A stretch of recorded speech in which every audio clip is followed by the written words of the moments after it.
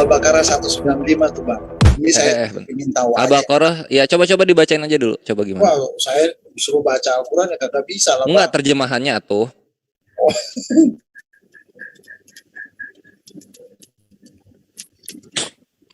Abang lebih paham. Enggak, aku belum buka. Coba diiniin aja langsung kesimpulannya aja gimana emang. Apa yang dipertanyakan? Yang saya dapat di sini ya secara umumnya dibilang kalau merokok itu menjerumuskan dalam kebinasaan, yaitu kalau merokok. Iya, merokok. Kalau merokok. Merokok. Iya, kalau merokok. Maksudnya karena merokok. Karena merokok. Merokok itu akan merokok nih. Pas merokok dapat menjerumuskan dalam kebinasaan, merusak seluruh sistem tubuh, menimbulkan penyakit kanker. Nah, itu yang saya baca. Al-Baqarah. Iya, ayat 195. Yang abang bilang tadi tersirat tuh. Sebentar ya, sebentar. Cut.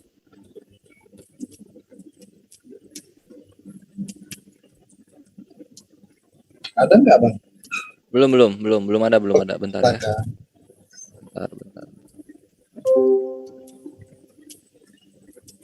Oke. Bismillah. Dan infakkan. Assalamualaikum warahmatullahi wabarakatuh. Ikhwan fisabilillah, kembali lagi dengan channel Triun Slayer Comment Center di Zoom MMCI bersama Kores tentunya dan Gurunda Zuma yang kita cintai. Ada juga Unik Riva dan Akhina Farhan Luke yang lama telah kembali. Di sini kita akan dialog santai dengan saudara-saudari kekristenan. Dan topik yang dibahas ini kita bebas aja ya sampai nanti ada topik yang difokuskan. Nah, pertanyaan pertama ini didatangkan dari saudara kita bernama Brethren Wais. Tadi soal apa? Rokok ya, rokok di Al-Baqarah itu Bang. Al-Baqarah 195. Al-Baqarah 195. Itu bukain ya. Sirat ya Bang. Iya. Dan infakkanlah hartamu dan janganlah kamu jatuhkan ke dalam kebinasaan dengan tangan sendiri dan berbuat baiklah, itu ya? Iya betul Bang. Oh iya. Ini dikaitkan ke rokok gitu ya? Ya. Apa itu tersirat gitu Bang atau? Sebentar. Ya silakan. Isinya begini, My Bre. Gue sudah sangat mendalami mengenai perrokokan, lalu kemudian argumentasi yang digunakan untuk melarangnya gitu. Sekarang kalau misalnya soal kebinasaan di tangan diri sendiri ya, gini loh, my brethren. Nasi itu sumber diabetes. Air putih sumber gagal ginjal. Tidur berlebihan sumber lemah jantung. Rokok berlebihan sumber penyakit juga. Sehingga kurang tepat kalau misalnya kita hanya sebatkan rokok saja yang menjadi sumber kebinasaan. Kalau kita secara dangkalnya ya, gitu loh my brethren. Boleh saya jadi tambahkan? Silakan Akhina Farhan. Bang Slayer. Ini kajian ada di dalam kajian Gus Baha ya. Ada seorang kiai tua di sebuah musola yang sangat tua juga, sepi sekali. Kiai tua ini sangat zuhud. Dia nonton TV takut dosa. Dia ngobrol sama tetangga takut gibah. Akhirnya hiburan dia hanya di sudut musola dia yang di depan rumah itu sambil merokok, menikmati kenikmatan rokok sambil memuji kebesaran Allah Subhanahu wa taala untuk menghindari dosa-dosa yang dia tidak mau, yaitu dosa mata dengan melihat tontonan-tontonan TV dan dosa ghibah dengan para tetangga-tetangga yang akhirnya dosanya lebih besar karena hablum minan nas. Apakah dengan posisi ini kiai tua ini ketika merokok apakah diharamkan? Telah pahami haram dalam hal yang masih bersifat samar, Dalam artian akan membawa kemana nih? Kalau rokok, dengan rokok dia menikmati kenikmatan apa yang diberikan oleh Allah Subhanahu wa taala dan menghindari dosa-dosa yang lebih besar ketika dia tidak merokok, nyari hiburan tempat lain, nonton dangdut gak doyan, nonton TV takut dosa, nongkrong di tetangga takut gibah. Hiburannya cuma rokok di sebuah sudut musola tua dia. Apakah yang kayak gini mau diharamkan? Nah, ini kecuali kalau diharamkan, yaitu yang diharamkan dia udah mabuk-mabukan, udah ini masih rokok juga, masih ini. Nah, itu bisa mungkin, tapi haram di sini saya masih ini ya, kalau untuk masalah rokok ya. Bukan saya karena perokok ya. Tapi bukankah ada yang lebih urgent untuk masalah haram halalnya untuk rokok ini ya? Karena setahu saya rokok ini ya makruh. Dan kalau diharamkan seperti apa haramnya? Seperti apa dampak impactnya? Seperti kayak Ustadz Kuyai tua tadi di sebuah musola tua. Apa kita mau tega kita mengharamkan mencap haram ketika hiburannya cuman rokok ini di sudut musola tuanya. Padahal dia dengan merokok menikmatinya dan semakin menikmati nikmat Allah yang diberikan sama dia. Mungkin itu ya. Jadi jangan mudah kita untuk mengharamkan sesuatu yang memang belum haram secara total. Mungkin itu Bang. Oke. Enggak, maksudnya Bang, jadi kan ini diskusi. Jadi kalau menurut ajaran Al-Quran sendiri sebenarnya boleh atau tidak sih?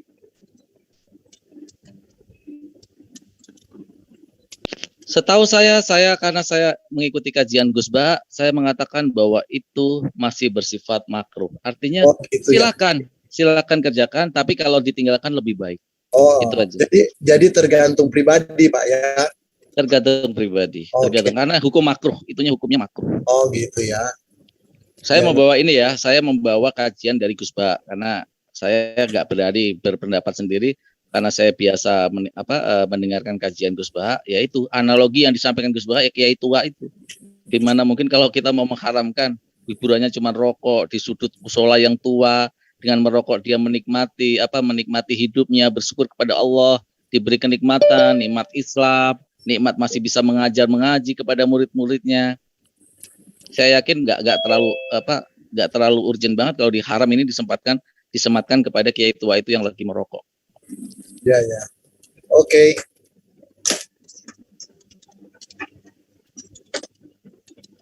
Ini juga dari, kita langsung aja misalnya dari NU ya, misalnya NU.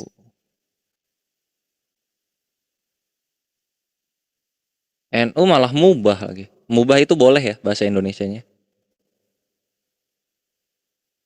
MU mubah.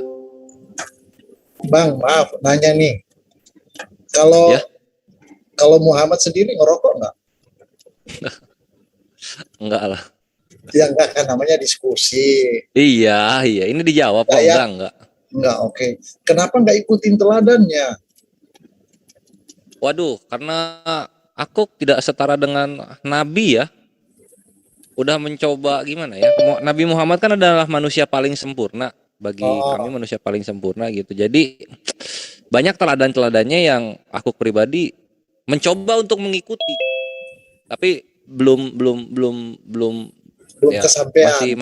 Masih istiqomah lah. Istiqomah itu usaha.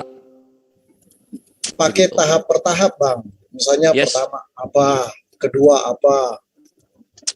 Itu sih. Contoh, iya, udah kesana. Oke.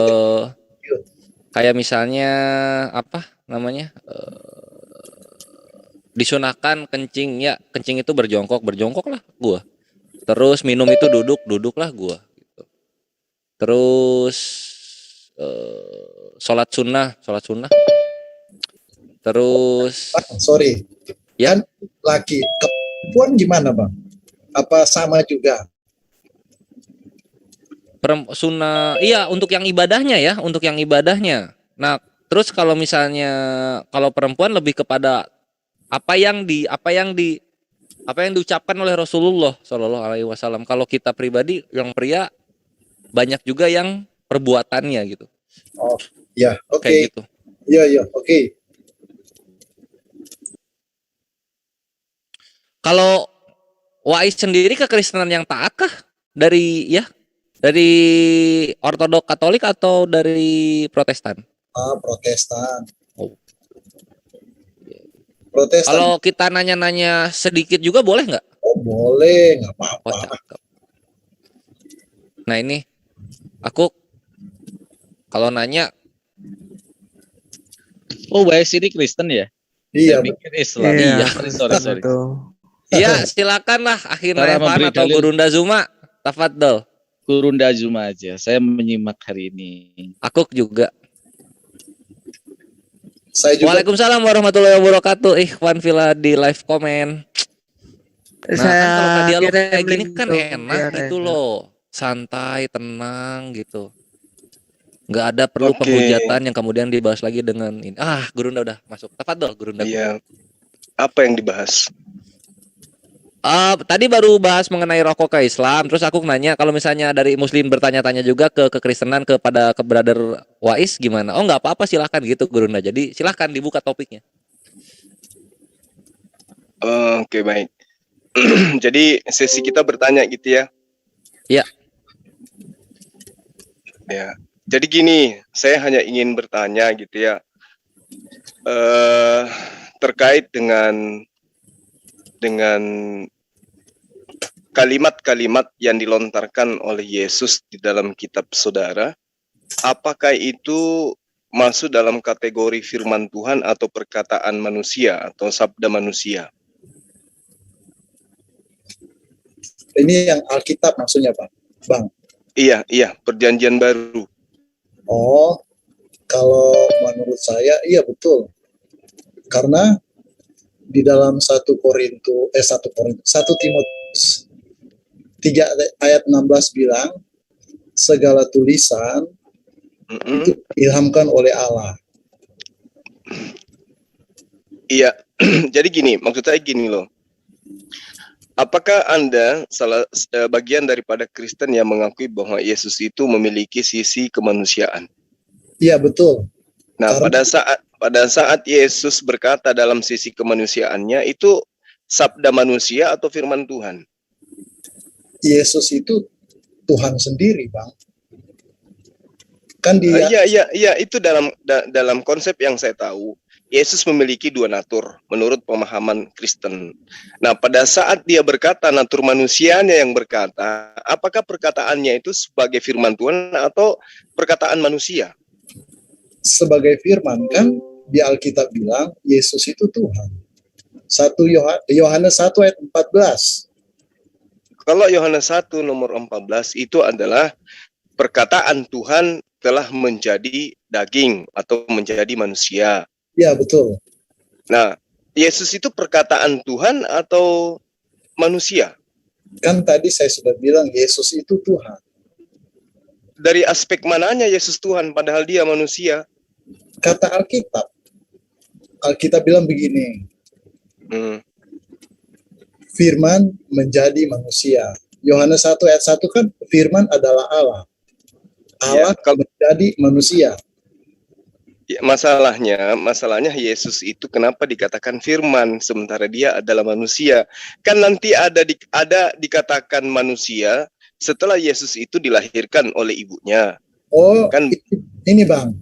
Ya, kan silakan. Di Yohanes 3 ayat 13 bilang itu Yesus itu dari sorga. Jadi memang Yesus sudah dari sorga. Maksudnya dari sorga atau dari rahim ibunya? Yesus itu dari sorga. Maksudnya dari surga, Yesus terjun dari surga atau Yohanes dia membawa misi dari surga. Dia manusia tapi membawa misi dari surga. Kalau di Alkitab, misinya yang dari surga atau Yesusnya? Ya, sabar. Di Yohanes 3 ayat 13 bilang gini. Yesus itu dari sorga. Jadi menurut saudara yang dari surga itu Tuhan. Betul sekali. Nah, saya ingin tahu dong, itu Lucifer jatuh dari mana? Oh, kalau Lucifer ini Bang. Jadi sejarahnya adalah sebenarnya Lucifer itu salah satu malaikat. Tugasnya itu kata Alkitab dia sebagai pemimpin pujian. Itu ada di Ya, Yesaya 14. tapi dia dari surga juga. Betul, tapi sabar Bang. Dulunya dia baik, tapi karena kesombongannya, di kitab Yesaya ada ya, karena kesombongannya, jadi Alkitab bilang dia ingin menyamakan dirinya dengan Tuhan. Jadi karena sombongnya ini, maka dia dilemparkan ke bumi. Nah, berarti kan dia kalau alasannya tadi dari surga itu artinya Tuhan. Ya. Iblis dari surga, lalu kemudian dia berbuat jahat. Nah, Yesus juga dari surga, tapi dia manusia, kan sama. Yang satu jadi jahat, yang satu jadi manusia, tapi sama-sama dari surga. Oh, beda Bang, kan dari awal kan malaikat itu si Lucifer itu dulunya baik, tapi karena dia memberontak, akhirnya dia dihukum lah, dilempar ke bumi. Makanya dia bilang Lucifer. Maaf saya pakai bahasa pasar, dibilang dia jadi nama iblis lah, dibilang begitu. Berarti tidak berarti semua yang datang dari surga itu adalah Tuhan. Kata Alkitab, Yohanes 3 ayat 13, Yesus itu dari surga, itu kata Alkitab loh, bukan kata saya. Nah, kalau Lucifer dari surga juga atau bukan? Ya? Lucifer. Nggak ada ayat kalau dibilang Lucifer dari surga. Tapi kalau dibilang Lucifer jatuh dari surga ada. Ya? Kalau dibilang Yesus, kalau Lucifer dari surga ada. Lucifer dari surga. Iya. Ada ayatnya Bang. Nah, itu yang saya tahu. Jatuh dari mana Lucifer itu? Lucifer itu dia kan awalnya itu malaikat nih Bang. Oke? Ya. Jadi mungkin saya bilang malaikat baik lah, malaikat nurut lah. Tetapi karena dia ingin menyamakan dirinya dengan Tuhan, bahasa pasar bilang jadi sombong lah karena dia hebat. Nah, karena kesombongan itulah dia jatuh di dalam dosa. Seperti itu, Bang. Iya kan gini, kalau misalnya saudara saya mengatakan bahwa Yesus itu Tuhan karena dia berasal dari surga. Ya. Nah, tapi faktanya Yesus itu tidak pernah dari surga. Yesus itu yang benar datang dari rahim. Oh, sabar Bang. Kan Yohanes 3 ayat 13 Bang begini. Boleh saya baca ayat, tunggu ya. Silakan.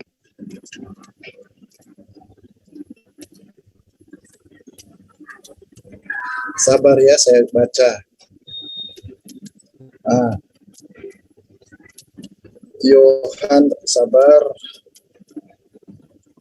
Yohanes 3 ayat 13.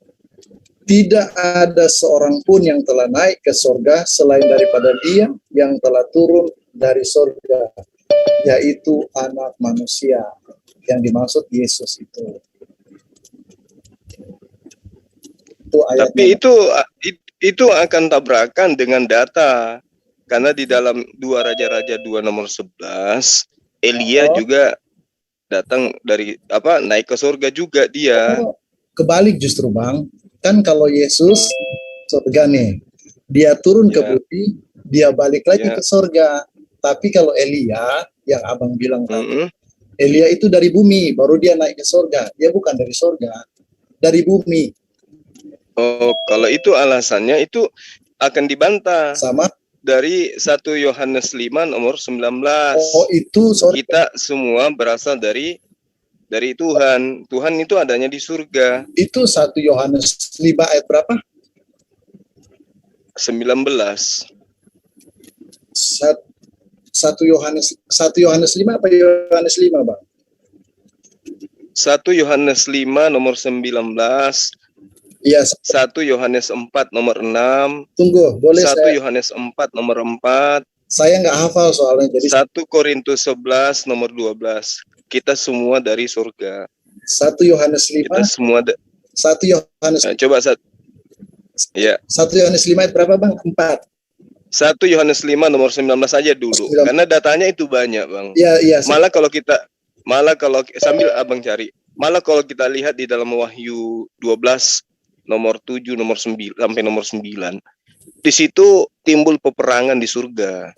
Tunggu, Bang. Mikail, malaikat-malaikat, Yang semua di surga, lalu dilempar dulu, ke Bang. bumi. Yang 19 dulu ya. Yang Silakan. jadi kalau di 1 Yohanes 5 ya, ayat 19 Abang bilang ya, kita Ya. tahu bahwa kita berasal dari Allah dan Ya. dunia berada di bawah kuasa si jahat. Nah, saya baca dari atas ya. Ayat Ya. 17 dulu. Sebenarnya dia perikopnya itu bicara tentang pengetahuan akan hidup yang kekal. Jadi Ya. bicara tentang pengetahuan. Jadi mengerti tentang hidup yang kekal. Nah, di ayat, jadi dibilang begini di dalam ayat 13, semua itu kutuliskan kepada kamu supaya kamu percaya kepada nama anak Allah, tahu bahwa kamu memiliki hidup yang kekal. Jadi ini bicara tentang hidup yang kekal. Terus ayat yang 19 ya. Kita tahu bahwa kita berasal dari Allah. Jadi berasal dari Allah. Dan seluruh dunia berada di bawah kuasa si jahat. Jadi mungkin saya pakai bahasa hari-hari ya, Bang. Dia bilang kan kita semua dari Allah. Artinya begini, semua orang yang percaya dan mengaku bahwa Yesus adalah Tuhan itu berasal dari Allah. Kira-kira seperti itulah gambarannya. Iya, bolehlah Anda menggunakan data itu. Artinya kan di sini bukan cuma Yesus dari Allah kan.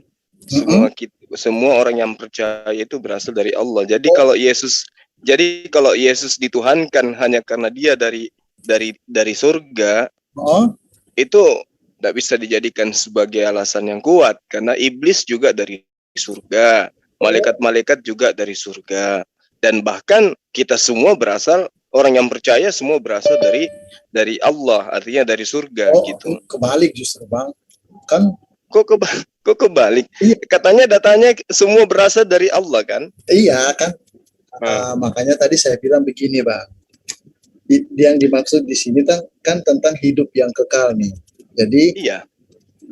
Hidup yang kekal. Semua berasal dari Allah.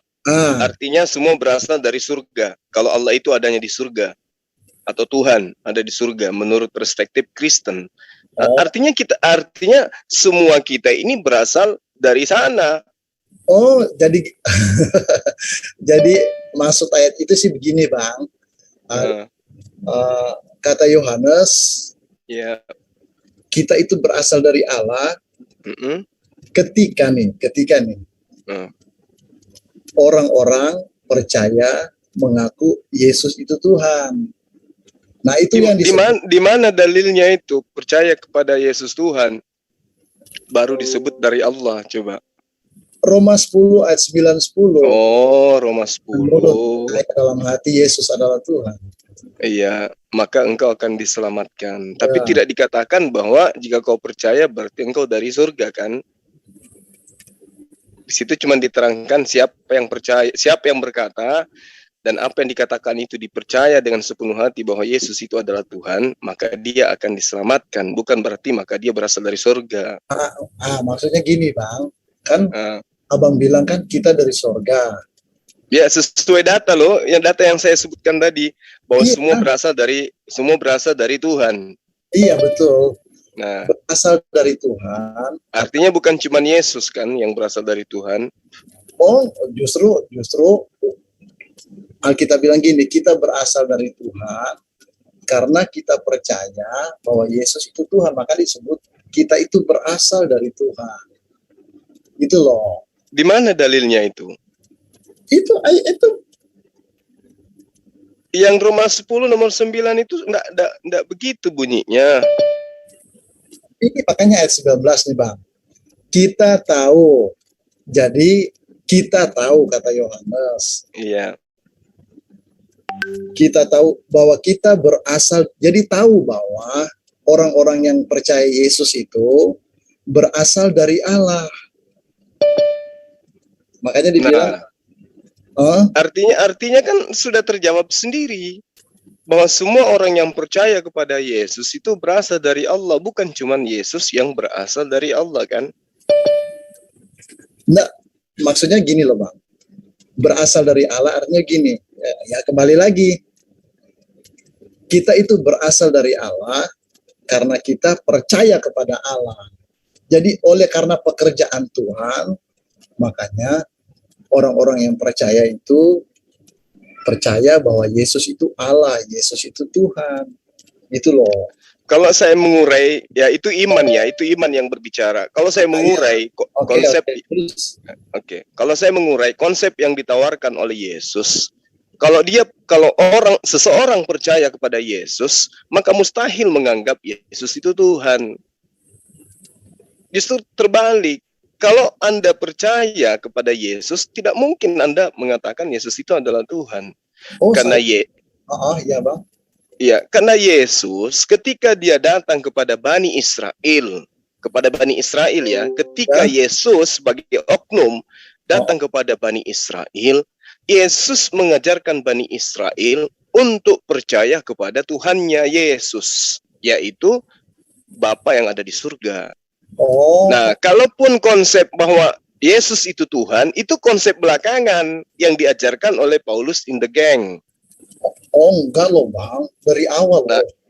Nah, coba tunjukkan data ke saya bahwa Yesus mengajarkan harus dipercayai sebagai Tuhan.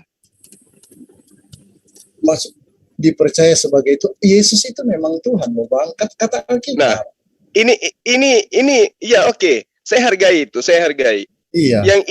Yang saya katakan, yang mengajarkan Yesus itu Tuhan bukan Yesus, tapi orang-orang yang datang setelah Yesus. Alkitab sudah ngomong loh. Nah, yang Anda anggap Alkitab itu apa? Ucapan orang-orang yang datang setelah Yesus kan? Karangan tulisan-tulisan mereka kan? Yang Anda katakan Alkitab. Begini loh Bang, kan tadi saya sudah bilang di 2 Timotius 3 ayat 16. Nah itu buktinya.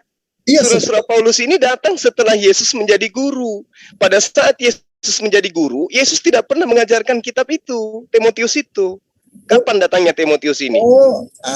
Sabar Bang. Makanya begini loh Bang. Silakan. Kan di 2 Timotius 3 ayat 16 bilang gini, segala tulisan itu diilhamkan oleh Allah. Jadi, maksudnya? Sabar. Jadi, pada waktu murid-murid Yesus menulis itu berdasarkan wahyu Allah, termasuk Paulus. Paulus menulis sesuai dengan wahyunya Allah. Wahyu siapa? Yesus aja Bang. Ketika dia datang. Ya oke. Ketika Yesus datang kepada Bani Israel, dia sangat berhati-hati. Aku tidak berkata-kata dari diriku sendiri. Nah, Paulus ini berkata-kata atas dasar siapa dia berkata-kata? Tunggu satu-satu Bang. Silakan. Kan kata Abang soal Israel nih. Ya. Jadi begini Bang. Orang Israel itu belum semua yang percaya bahwa Yesus itu Tuhan. Makanya karena memang Yesus pada saat datang ke mereka, Yesus tidak pernah mengajarkan itu. Di mana Yesus pernah mengajarkan bahwa aku adalah Tuhan? Ini Alkitab bilang Yesus adalah Tuhan. Ya, saudara saya ini harus membedakan. Kalau berbicara mengenai Alkitab, di situ ada tulisan-tulisan orang yang hadir setelah Yesus itu tidak ada di dunia. Setuju Bang. Makanya yang saya anggap ajaran Yesus adalah yang terlontar di lisan Yesus, yang dituliskan orang-orang sebagai hasil penyelidikan mereka. Abang kan nggak pakai ayat, kalau saya pakai ayat. 2 Timotius. Ya, justru saya minta Anda tunjukkan 2 Timotius. 2 Timotius itu adalah tulisan Paulus, bukan karyanya Yesus. Sementara jalan keselamatan dan hidup itu bukan Paulus, tapi Yesus. Berarti Satu perkataan Yesus yang harus jadi rujukan, bukan tulisan Paulus.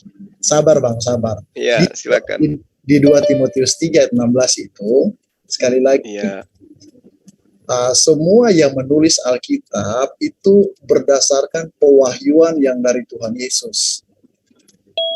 dari mana Anda tahu? Dari Alkitab itu sendiri. Nah, itu dia. Artinya bukan dari Yesus kan?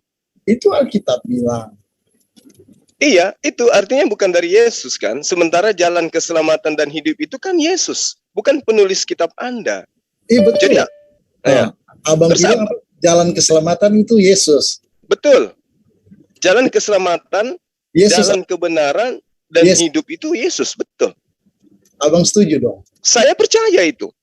Oh ya sudah, selesai. Nah, terus kenapa Anda kemudian ketika Yesus datang menunjukkan jalan, menunjukkan kebenaran, menunjukkan cara hidup yang benar, kenapa Anda tidak melakoni itu? Kenapa justru melakoni ajaran orang yang datang setelahnya sehingga endingnya Anda menyembah dia? Oh, Yesus tidak pernah mengajarkan menyembah dirinya. aduh Bang. Nah, Kalau- ini loh yang Anda tidak sadari. Mohon maaf. Sekarang kalau Anda mengatakan Anda berada pada jalan yang Yesus tunjukkan, saya minta tolong tunjukkan di mana Yesus mengajarkan untuk menyembah dirinya. Yohanes 4 ayat 24 bilang begini, Ya, silakan. orang percaya itu menyembah Bapa, menyembahnya di dalam roh dan kebenaran. Nah, oke. Terus? Nah itu Nah, ayatnya. sekarang menyembah Bapa itu apakah menyembah Yesus? Betul. Dari Yohanes, mana Anda bisa mengatakan bahwa menyembah Bapa itu adalah menyembah Yesus? Yohanes 10 ayat 30 bilang, Oke. Yesus dan Bapa adalah satu. Oke. Satu apa di situ dia? Yohanes 14 ayat 10-11. Apa yang Bapa di Ah. dalam Yesus, Yesus di dalam Bapa. Oke, jadi kalau misalnya mohon maaf, kalau Yesus ditampar, berarti Bapa yang ditampar gitu maksudnya. 1 Korintus 15 ayat 44. Ya, Yesus terus punya tubuh jasmani, punya tubuh rohani. Jadi kalau yang tampar, yang jasmaninya dia. berarti Bapa punya jasmani. Itu Yesus. Nah, berarti jasmaninya Bapa pernah mati. Oh tidak. 1 Korintus 15 ayat 44. Ya, Sabar Bang. Ada Ya. tubuh jasmani, ada tubuh rohani. Nah, itu tubuhnya Yesus. Iya. Nah, sekarang tubuhnya Bapa ada nggak tubuh jasmani bagi Bapa? Yohanes 10 ayat 30 kan Bapa dan Yesus satu. Satu apa ini? Kasih jelas dulu. Ini Yesus satu apa dengan Bapa menurut Anda? Saya pakai ayat Yohanes 14 ayat 10-11. Ya. Bapa di dalam Yesus, Yohanes berapa? Yohanes 14 ayat 10-11. Ya. Tidak percayakah engkau bahwa aku di dalam Bapa dan Bapa di dalam aku? Apa Iya. yang aku katakan kepadamu tidak aku katakan dari diriku sendiri. Iya. Ayo. Terus di mana Bapa di situ? Itu kan Bapa. Oke, coba gini Bang. Anda mengatakan aku dan Bapa adalah satu. Setuju. Tidak percayakah engkau bahwa aku di dalam Bapa dan Bapa di dalam aku? Nah, Iya. sekarang ketika Yesus berkata-kata dari dirinya, apakah itu perkataannya? Baca dong ayatnya. Bapa di Ini dalam. Iya itu ayat. dia katakan, tidak aku katakan dari diriku sendiri. Terus Bapa yang. Tetapi Bapa yang diam di dalam aku, dialah yang melakukan pekerjaannya. Iya itu Bapa yang dia di dalam. Nah, Kan? Berarti dia tidak satu. Ya kembali lagi Bang. Kan baca dari atas. Yesus. Iya. Yesus di dalam Bapa. Bapa di Ya. dalam Yesus. Oke. Terus ketika Bapa di dalam Yesus, Ya. ternyata itu adalah bahasa hiasan. Bukan. Kenapa? Kenapa bahasa hiasan? Karena Yesus menerangkan, apa yang aku katakan kepadamu, tidak aku katakan dari diriku sendiri. Tetapi Bapa yang diam di dalam aku. Iya betul. Dialah yang melakukan pekerjaannya. Iya. Oke? Nah, artinya Yesus ini bukan Bapa, tetapi pada diri Yesus ada Bapa di dalamnya. Ya itu betul, itu Yesus di dalam Bapa. Nah, Bapa tidak sekarang begini. akan Kalau Anda ada Bapa di dalam diri Anda, apakah diri Anda adalah Bapa? kembali ke Yesus dulu, Bang. Nah, ini dulu logikanya seperti itu. Ke Yesus. Karena kenapa? Yesus, ke Karena, Yesus. karena kenapa? Begini loh. Ya. Katakan. Karena begini. Ya, Yesus mengatakan, aku dan Bapa satu. adalah satu. Iya, Aku di dalam Bapa dan Bapa di dalam aku. iya satu. Oke? Iya. Tapi yang Anda pahami di sini adalah dua tubuh menyatu. Yang bilang dua Abang. Jadi satu tubuh. Satu. Oke. Terus kalau dia satu tubuh, kenapa Yesus mengatakan, aku tidak berkata dari diriku sendiri? Tapi Bapa yang diam di dalam aku. Nah, itu berarti dari oknum lain kan? Oh tidak, kan Yohanes. Gimana ceritanya? Gimana ceritanya Anda mengatakan, aku tidak berkata-kata dari diriku sendiri, Sabar, Bang. tetapi esensi yang ada di dalam diri saya itulah yang berkata. Ini gimana ceritanya? Kembali ke ayat tadi. Yohanes 10 ayat 30. Ya. Yesus dan Bapa itu satu. Tapi Oke. coba kita lihat ayat 34.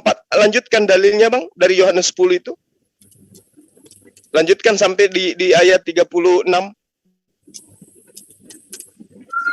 Karena kalau Anda memahami bahwa Yesus dan Bapa satu tubuh, itu bahaya itu.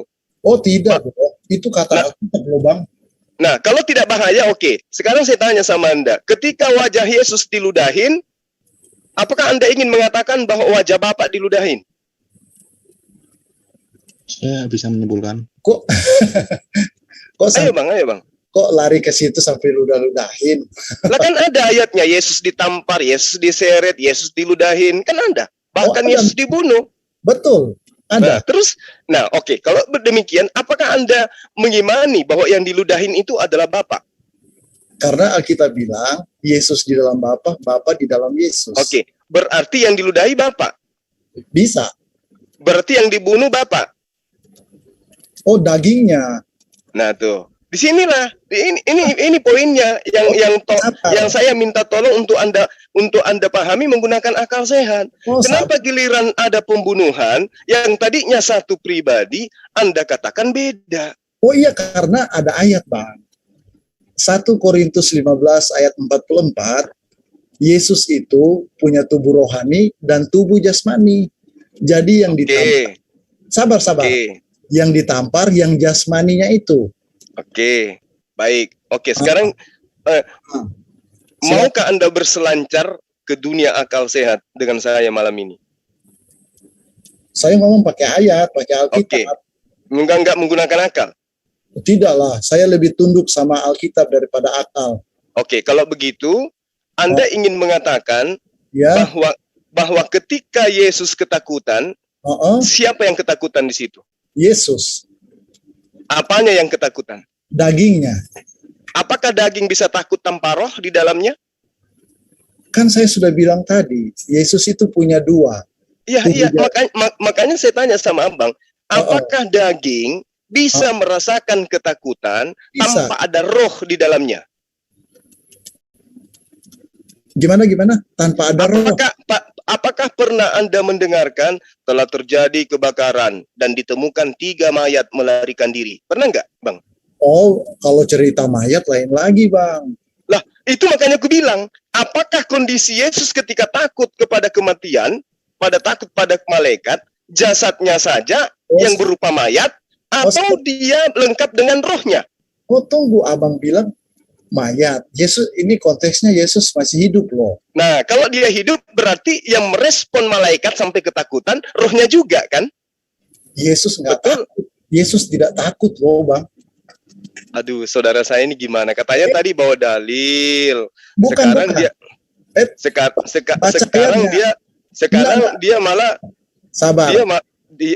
Sahabat malah lari dari dalil. Oh, bukan, Abang yang bilang Yesus ketakutan sama malaikat toh? Iya, betul. Tidak ditulis. Memang ada dalilnya itu. Tidak salah, Abang salah. Kok salah pula, Bang? Iya. Bagaimana? Sabar. Jadi terus Taman Getsemani itu Yesus berdoa. Iya, terus mereka turun. Iya. Malaikat turun memberi kekuatan. Iya. Kondisinya Yesus semakin bersungguh-sungguh berdoa. Dan apa? Dan keringatnya, Iya, keringatnya bercucuran. Tidak dibilang Yesus takut sama malaikat. kalau ada dalilnya gimana Bang? Kalau dikatakan Yesus ketakutan? Oh tidak, Yesus tidak takut sama malaikat, Bang. Berarti Ya, Anda sabar. berarti Anda mengingkari data. Katanya tadi dialog menggunakan data. Oh iya, sabar. Saya tunjukin ayatnya ya. Ya, silakan. Ya, sabar, saya sambil ngetik nih. Iya. Jadi kata abang kan, Ambil aja di dalam Lukas 22, Bang. wis hebat ya, Lukas 22 ya. Iya, intinya di data nomor 44. Ya. Oke, Lukas 22. Abang hebat nih, sudah hafal Alkitab nih. Enggak juga, biasa aja pun. Nah, tunggu ya, saya lihat dulu di Taman Getsemani ya. Iya, silakan. Nah, tunggu. Abang bilang ayat 44 ya. Iya. Saya baca dari ayat 43. Maka seorang malaikat dari langit menampakkan diri kepadanya untuk memberi kekuatan kepadanya. Ingat? Ya, terus? Memberi kekuatan kepadanya. Ayat Ya. 44.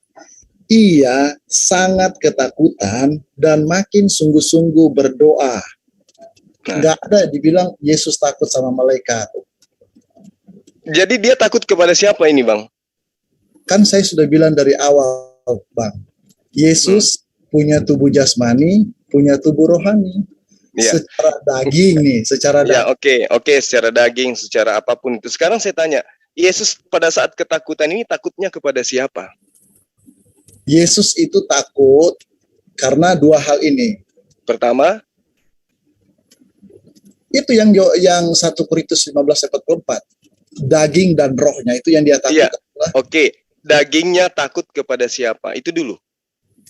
Sebagai daging, sebagai manusia punya daging lagi. Iya. Sebagai Dia manusia, takut ke dia punya rasa takut. malaikat. Oh tidak. Dia Lalu takut, takutnya kepada siapa? dia takut akan perpisahan antara dagingnya sama rohnya. Oh, berarti takut kepada kematian. Oh bukan takut, enggak ada. Jadi Tidak. apa dan abang kan mengasumsikan begitu.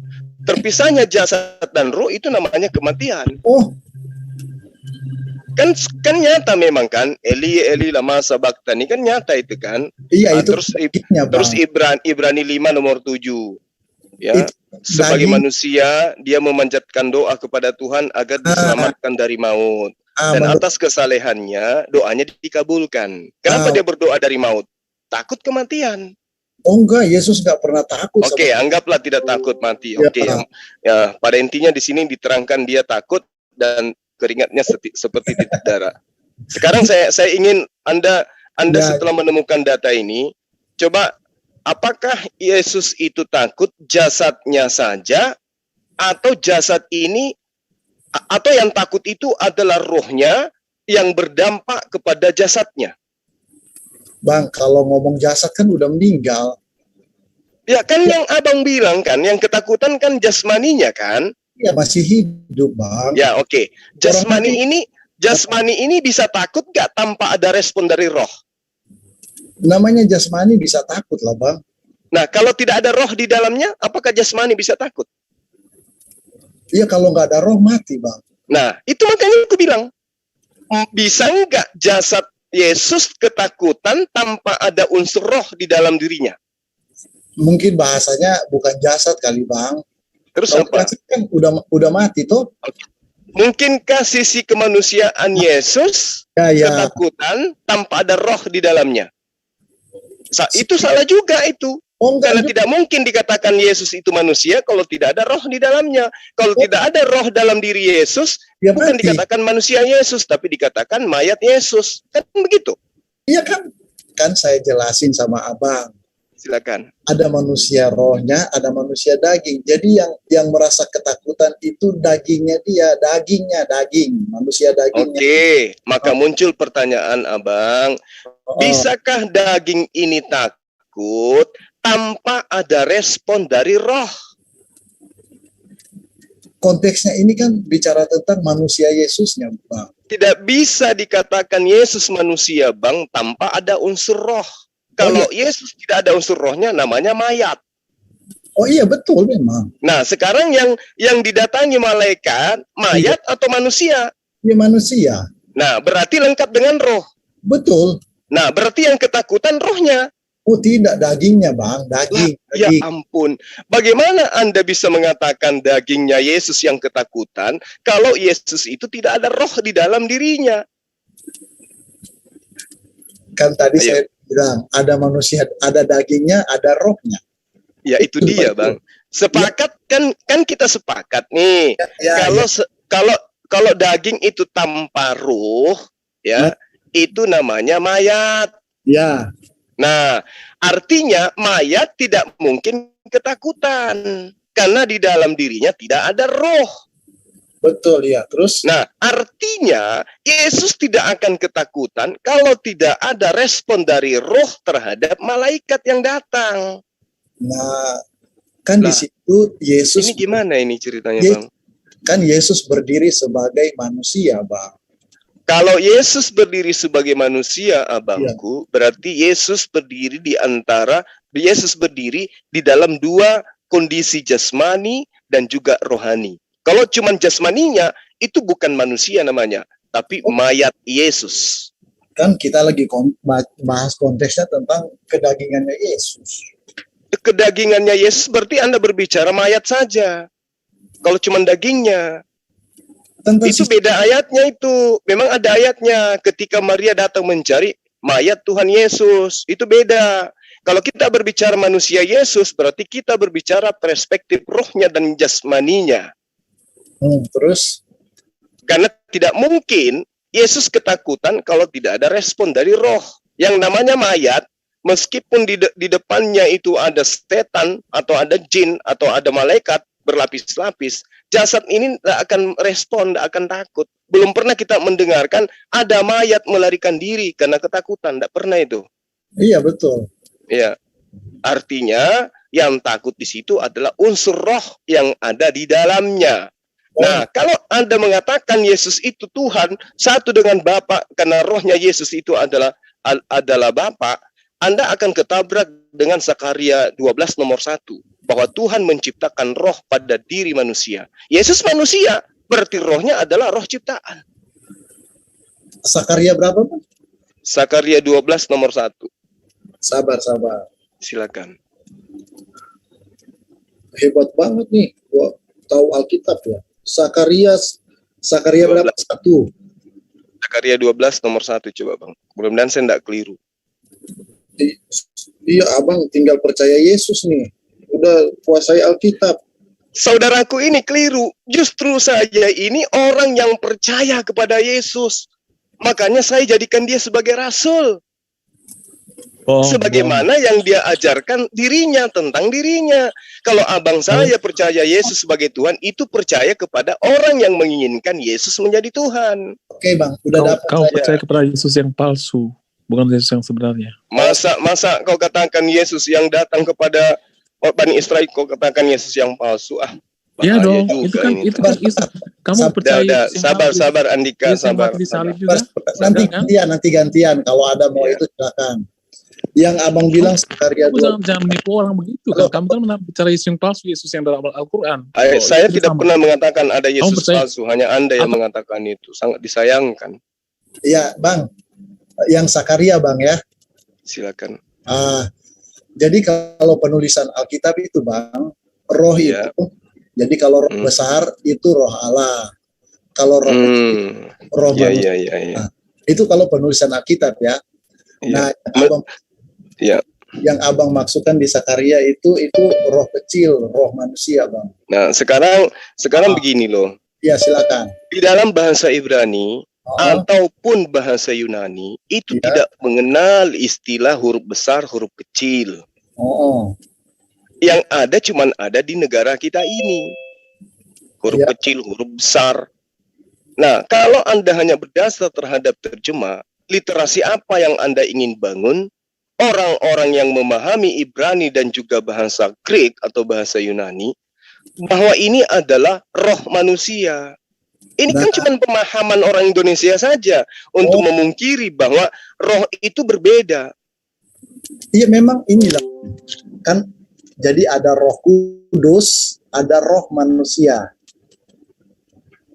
Iya, dan Yesus itu manusia. Itu dulu poinnya.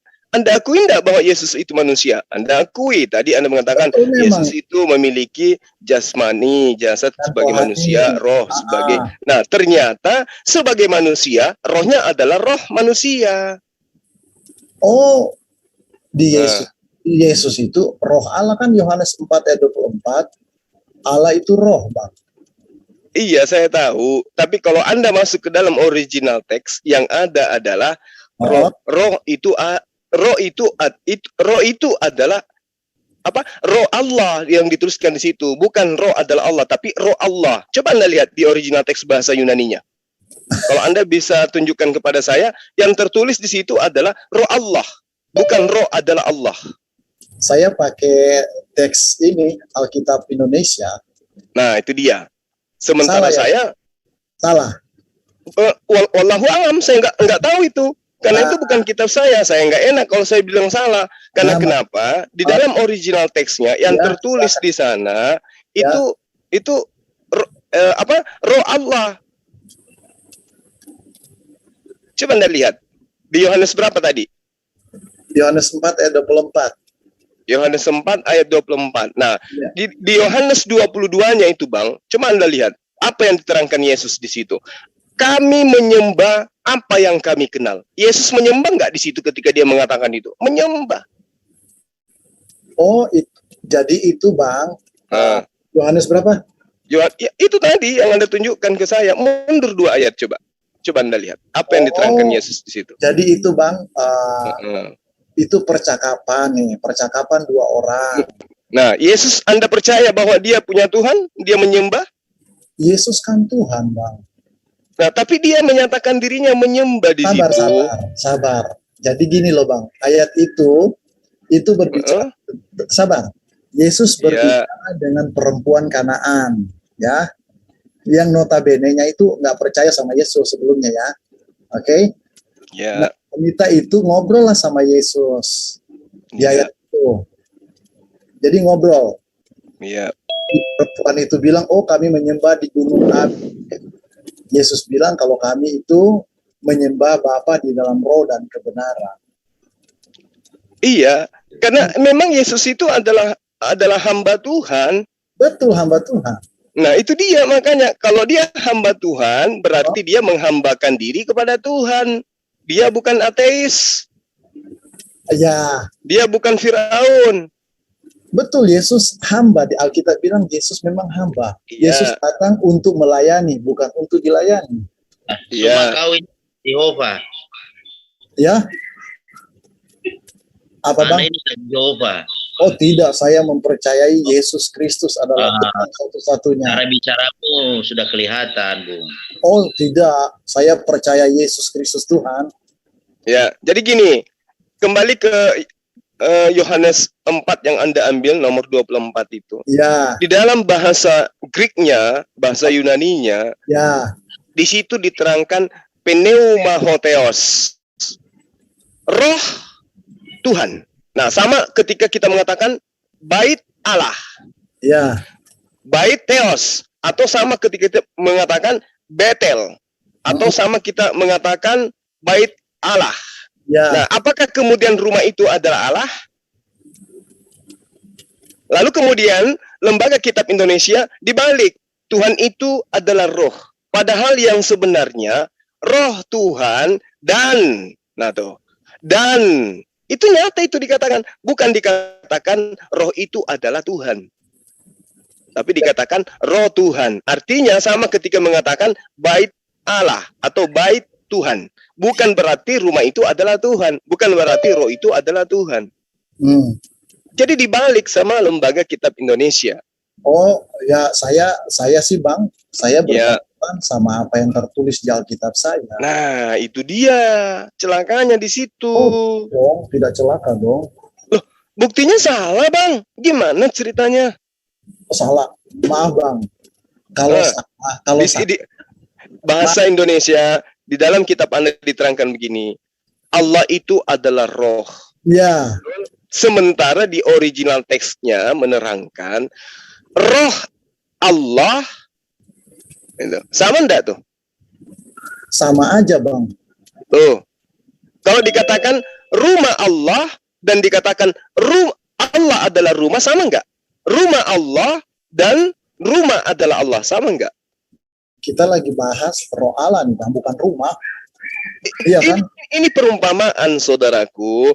Kalau Ya, dikatakan roh Allah atau roh Tuhan iya betul. dengan rumah Tuhan, bukan Lain- berarti Tuhan adalah rumah atau Oh, rumah adalah lain- Tuhan. lain konteksnya itu Bang. Tapi Lain. kan saya hanya mengarahkan Anda ke original teksnya. Oh, Pneuma hotheos. oke. Pneuma itu artinya spirit. Spirit itu roh. Theos di sini adalah God. Ya, Nah, berarti roh Tuhan atau roh God. iya sama. Artinya harusnya terjemahannya adalah roh Tuhan atau roh Allah. Betul Bang. Nah, roh Allah bukan berarti roh itu adalah Allah. Oh, Allah itu roh Bang. Itu kata Nah, itu kalau dibalik. Makanya saya kasih Anda perumpamaan, roh Tuhan sama dengan, kalau saya ambil perumpamaan, rumah Tuhan, ya konteksnya. bait Allah, Kalau atau bait baitullah. kalau bait Allah itu ya kami gereja Tuhan, orang-orang percaya. Nah, apakah Tuhan itu adalah gereja? Itu lain lagi konteksnya. Nah, itu makanya aku bilang, tidak boleh. Nah, kalau anda terkecuali Anda tidak mau menggunakan original teks, ya nggak apa-apa, itu hak Anda. Kalau menggunakan bahasa Indonesia yang lembaga kitab Indonesia, ya silakan aja. Saya cuman menyatakan bahwa di original teksnya dikatakan roh Tuhan, bukan dikatakan roh adalah Tuhan atau Tuhan adalah roh. Nah, Ya. jadi kalau gitu nggak salah dong Bang kalau saya bilang Allah itu roh dong. Saya mengatakan bukan Anda salah, tetapi Anda menyalahi konsep dari original teks kitab Anda sendiri yang menerangkan bahwa pneuma hotheos, roh. Ya, silakan. Kalau misalnya saya pakai konteks Abang bilang salah ya, saya pakai konteks itu ya. Setuju nggak? Boleh nggak? Gimana? Silakan. Jadi kalau Abang bilang salah terhadap ayat itu tuh, buktinya ada banyak orang juga yang percaya Yesus masuk surga loh Bang. Siapa? Banyak. Siapa contohnya? Paulus itu di surga Bang. Dari mana Anda tahu? Wahyu 20 ayat 4. Wahyu 20 Ayat 4. Wahyu 20 Ayat 4. ayat 4. Iya. Oh, keren. Saya baru tahu itu. Kalau Paulus sudah di surga. Namanya kita belajar Bang. Iya, Kita betul. Belajar. Iya. Tapi kalau saya tunjukkan nanti Paulus ternyata ada di neraka gimana? Boleh-boleh aja. Kalau Abang Iya. punya ayat ya nggak apa-apa. Namanya belajar. Iya. Siap. Ya silakan. Coba Anda buka dulu Wahyu 20 nomor 4 itu. Saya nggak bisa bagi itu Bang. Nggak bisa bagi apa namanya. Nggak ngerti bagi-bagi ayat. Maksudnya? Ini kalau sharing apa namanya tuh. Link gitu nggak ngerti kan. Saya baca aja boleh Bang? Silakan. Ya, saya cari dulu ya sebentar. Iya. Saya share screen Bang. Wahyu 20 ayat 4 saya baca ya Bang ya. Ya. Oke, sebentar.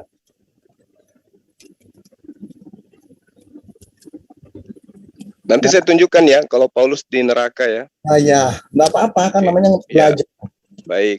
Lalu aku melihat tahta-tahta dan orang-orang yang duduk di atasnya. Kepada mereka diserahkan kuasa untuk menghakimi. Aku juga melihat jiwa-jiwa mereka yang telah dipenggal kepalanya Iya. karena kesaksian tentang Yesus dan karena firman Allah yang tidak menyembah binatang itu dan patungnya dan yang tidak juga menerima tanda pada dahi dan tangan mereka hidup kembali dan memerintah sebagai raja bersama-sama dengan Kristus untuk masa 1000 tahun. Ada Paulus di situ? Paulus mati dipenggal kepalanya enggak, Bang? Oh, jadi setiap orang yang dipenggal kepalanya sudah di surga. Betul. Banyak itu yang ke surga, bukan cuma Paulus berarti. Iya, siapa aja, Bang? Ya, banyak. TKI Bang Zuma. Siapa aja? Bukan itu, Hai. Di sini kan diterangkan, oke, saya baca ya, kita gantian ya. Oke. Lalu aku melihat tahta-tahta dan orang-orang yang duduk di atasnya, kepada mereka diserahkan kuasa untuk menghakimi. Aku juga melihat jiwa-jiwa mereka yang telah dipenggal kepalanya karena kesaksian tentang Yesus dan karena firman Tuhan yang tidak menyembah binatang. Dan patungnya, dan yang tidak juga menerima tandanya pada dahi dan tangan mereka, dan mereka hidup kembali dan memerintah sebagai raja bersama-sama dengan Kristus untuk masa 1000 tahun. Jadi Anda ingin mengatakan bahwa di sini ada Paulus karena dipenggal kepalanya. Iya. Nah, padahal di sini kan jiwa-jiwa di sini, jiwa-jiwa. Bang. Ya. Abang setuju nggak kalau Paulus itu dipenggal kepalanya? Iya, setuju banget. Iya itu. Oke. Sekarang begini, giliran saya. Oke. Di Matius 23 dari data 23 sampai ke 36. Matius berapa, Bang? Matius 23. Oh, Matius. Abang ini hafal banget Alkitab nih. Enggak. Belajar aja, belajar. Tinggal buka hati nih, percaya Yesus, Pak. Ya, saya kan udah bilang, saya ini pengikut Yesus, saya ini percaya kepada Dia. Masa? Iya, Yesus mengajarkan dirinya apa? Apa menurut coba? Yesus? Apa coba Abang menurut Abang? Ya, itu dia. Apa coba? Semua ajaran yang dipraktekkan Yesus kepada Bani Israel itu untuk menunjukkan dirinya sebagai utusan Tuhan, bukan sebagai Tuhan. Enggak, tadi katanya Abang percaya. Sebentar Juma, jangan kau percaya. bawa Makanya saya percaya karena itulah kemudian saya percaya kalau dia itu utusan Tuhan, dia Rasulullah. Bang, maaf ya, kata Abang percaya sama Yesus. Gimana? Abang bilang Abang percaya sama Yesus. Sumpah mati saya percaya kepada Dia. Iya. Berarti kalau Abang percaya, ikuti dong apa yang diajarin. Justru saya ngikutin apa yang diajarin. Hidup kekal itu adalah mereka mengenal Engkau satu-satunya Allah yang benar dan percaya kepadaku sebagai yang Engkau utus. Sabar Bang. Abang kan ambil ayat itu toh. Iya, betul. Apalagi?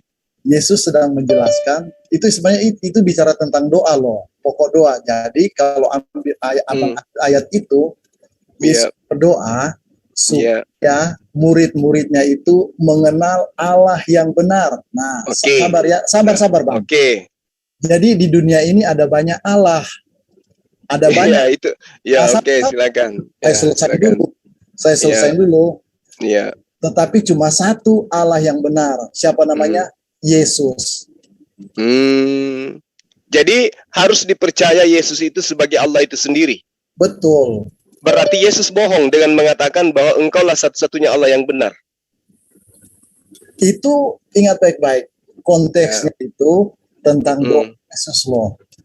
Apa? Itu tentang doa loh. Iya betul, Yesus mempraktekkan hidup kekal itu adalah mereka Bani Israel mengenal Engkau satu-satunya Tuhan yang benar. Iya kan? Mengenal satu-satunya Allah yang Siapa benar. Satu-satunya Allah yang benar itu? Yesus.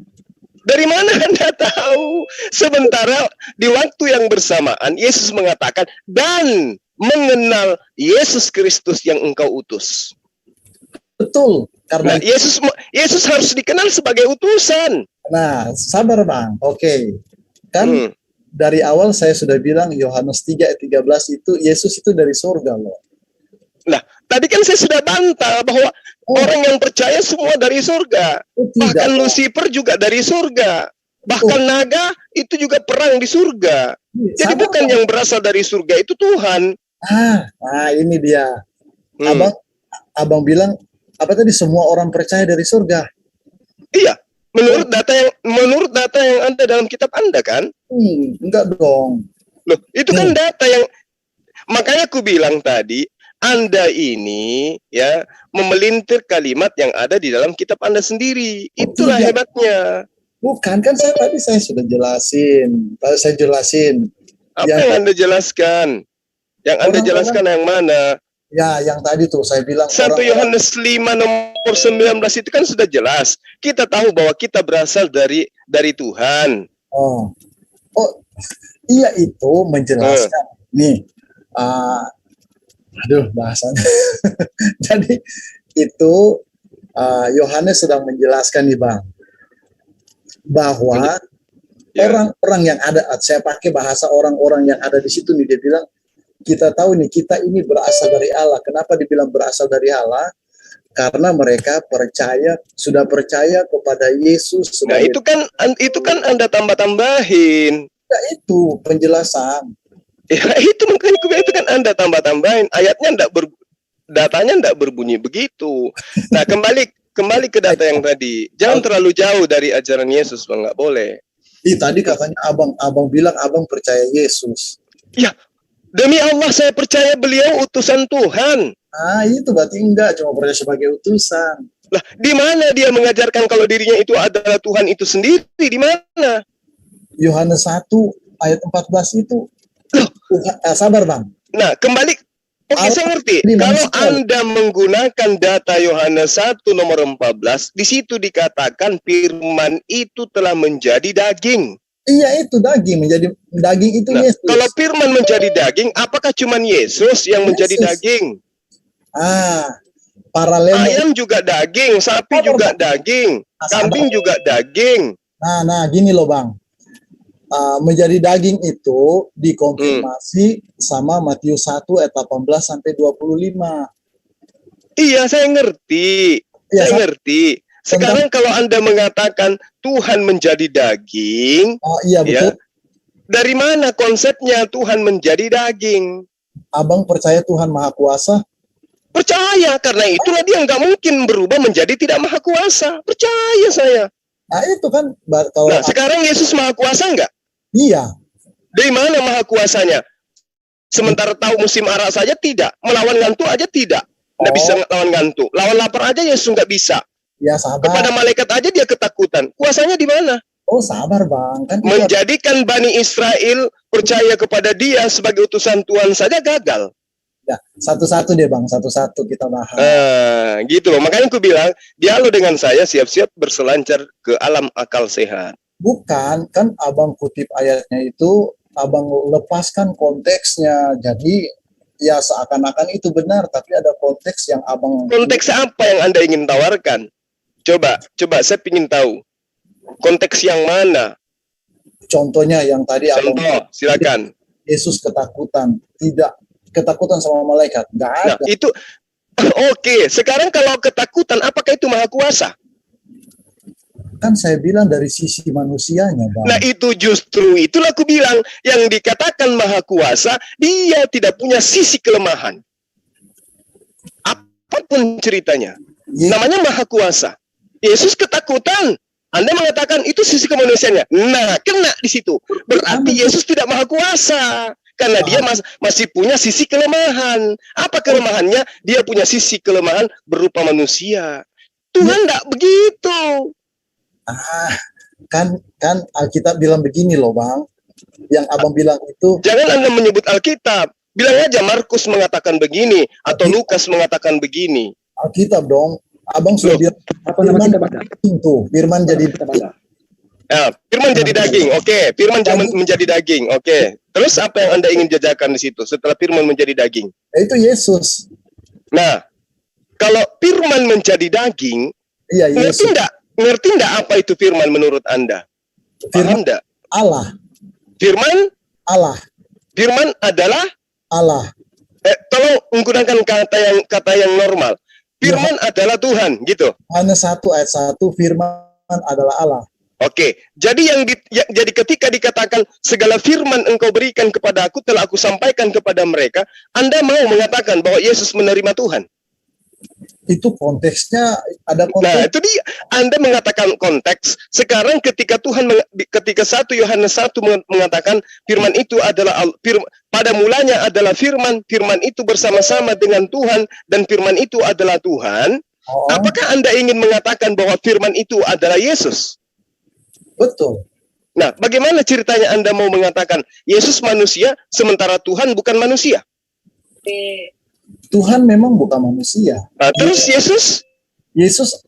Yesus kan tadi saya bilang, ya, Yesus itu ada manusia roh, ada manusia jasmaninya. itu sudah gugur tadi, sahabatku. Mana Rohnya tadi sudah gugur karena dia ketakutan. Udah gugur di situ. dagingnya yang takut loh, Bang. Tidak akan mungkin daging takut tanpa roh. Dan tadi saya sudah urai, mayat tidak mungkin takut. Belum ada kita dengarkan terjadi kebakaran, 5 mayat melarikan diri. Nggak ada itu. Kenapa nggak melarikan diri? Karena pada dirinya sudah tidak ada unsur roh. Oh, Yesus ketakutan karena ada roh di dalamnya. jadi gini loh, Bang. Kan Yesus takut dari sisi dagingnya. Itu poinnya loh.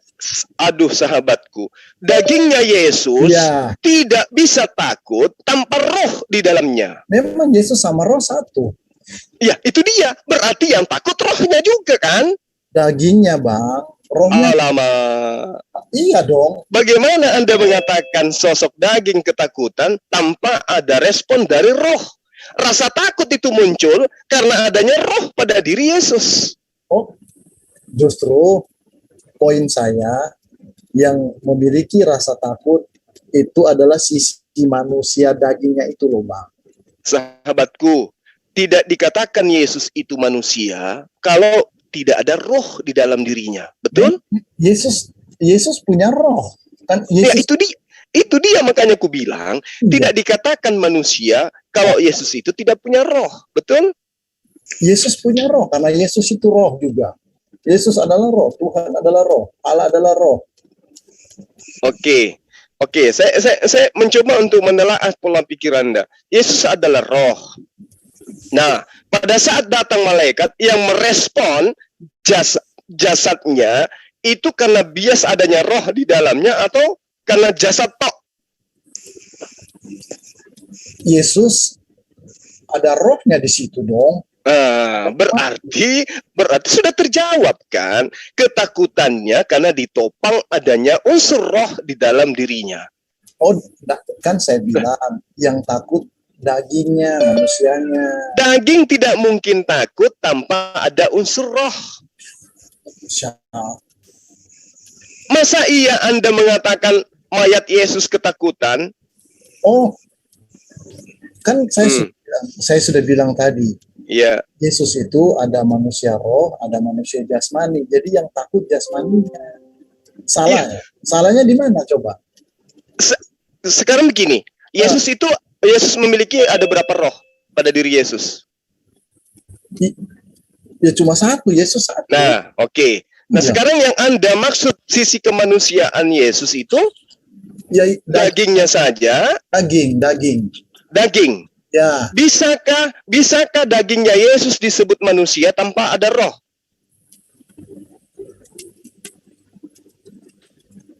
Gimana? Bisakah Yesus disebut manusia tanpa ada roh pada dirinya? Konteksnya masih hidup atau udah mati? Nah, itu dia. Pada saat malaikat datang, dia mati atau hidup?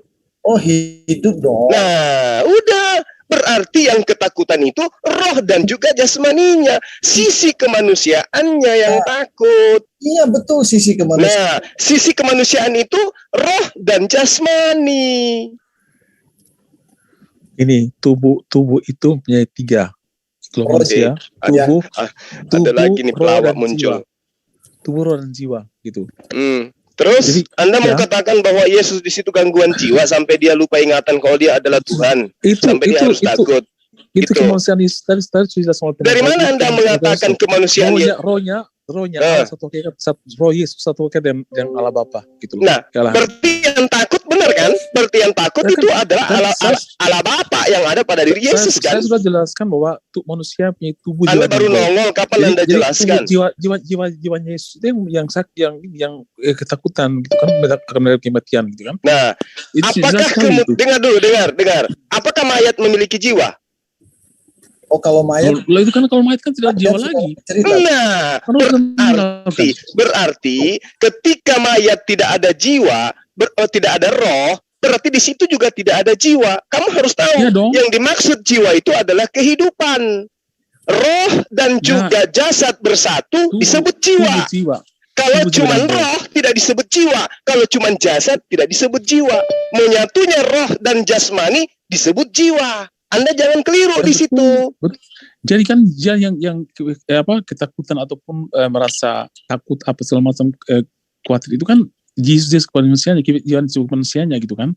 Tapi roh Yesus yang Anda maksud, yang Anda sisi kemanusiaan Yesus itu yang mana sih sebenarnya? Ya, yang dia kan hidup seperti kita juga.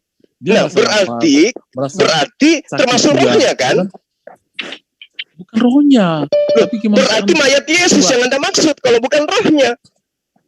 Roh Yesus tidak takut karena rohnya adalah Allah. Kalau rohnya Yesus tidak takut, bagaimana mungkin dia keringatan seperti itu? Iya, karena Allah. Kemanusiaannya kan yang kesikat kan kemanusiaannya kan. Anda ini emang roh kamu bisa keringatan. Sekarang begini. Sekarang nggak usah mayat. Biasakan diam kalau diberi kesempatan diam. Tapi kamu sekarang begini, jangan mayat. Orang-orang yang nyenyak tidur, padanya ada jiwa, padanya ada roh, padanya ada jasad. Ketika didatangi oleh hantu, orang yang nyenyak tidurnya ini ketakutan atau tidak? Saya tanya samamu. Gimana ceritanya mau takut sementara rohnya tidak respon terhadap keadaan? Roh itu menghidupkan saya, tapi yang merasa takut adalah jiwanya. Sekarang begini, bisa enggak mayat merasakan takut tanpa roh di dalam dirinya? Kalau mayat udah mati, Bang. Berarti tidak ada roh kan? Kalau rohnya sudah meninggalkan tubuh, berarti kan mati itu sudah tidak ada jiwa. Itu sadar Anda. Ketika Yesus ketakutan, apakah roh sudah meninggalkan tubuhnya? Oh, tidak dong. Nah, berarti dia hidup kan? Oh iya. Berarti wajar kan dia ketakutan karena ada respon dari roh. Tidak dong, Bang. Lucu Anda ini. Lucu, betul-betul lucu. Perasaannya kamu saja, kita saja sebagai manusia kan perasaan kita yang tidak takut, ada orang yang jadi itu bukan kita yang takut. Bukan roh, kamu tidak bisa membedakan Yesus itu ada dua sisi itu, kemanusiaan kalian itu yang kamu tidak paham. Di sinilah gunanya akal yang harus bekerja. Bagaimana kemudian Anda mengatakan Yesus ketakutan sisi manusianya, sementara yang disebut manusia itu adalah lengkapnya antara jasmani dan ruh, baru disebut manusia. Kecuali Anda ingin mengatakan mayatnya Yesus yang ketakutan, Anda akan lucu juga di situ. Berarti yang ketakutan ini adalah bersatunya ruhnya Yesus dengan jasmaninya Yesus. Itulah yang ketakutan. Kemanusiaan Yesus itu harus dari dua sisi. Lucu Anda ini. Bagaimana Anda bisa mengatakan Yesus itu manusia tanpa roh? Kamu tidak bisa hanya melihat sisi Andika, bolehkah dikatakan Yesus itu manusia kalau tidak ada roh pada dirinya? Bolehkah Yesus disebut manusia? Roh kelahan itu kan dia satu hakikatan Allah. Anda ini gimana ceritanya? Saya tanya sama Anda, bolehkah Yesus disebut manusia kalau tanpa roh di dalam dirinya? Bolehkah? Begini, ya itu kan menyatu. Kalian kemanusiaan itu Nah itu dia makanya aku tanya samamu, bisakah Yesus disebut manusia tanpa ada roh di dalam dirinya? Tapi jiwa-jiwa yang ketakutan, kemudian jiwa-jiwa yang ketakutan. Kemudian kamu kayak lagunya ini, Ahmad Dhani.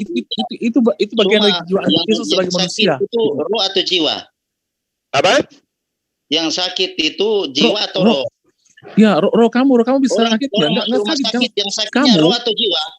Jiwanya yang sakit. Jiwanya yang sakit.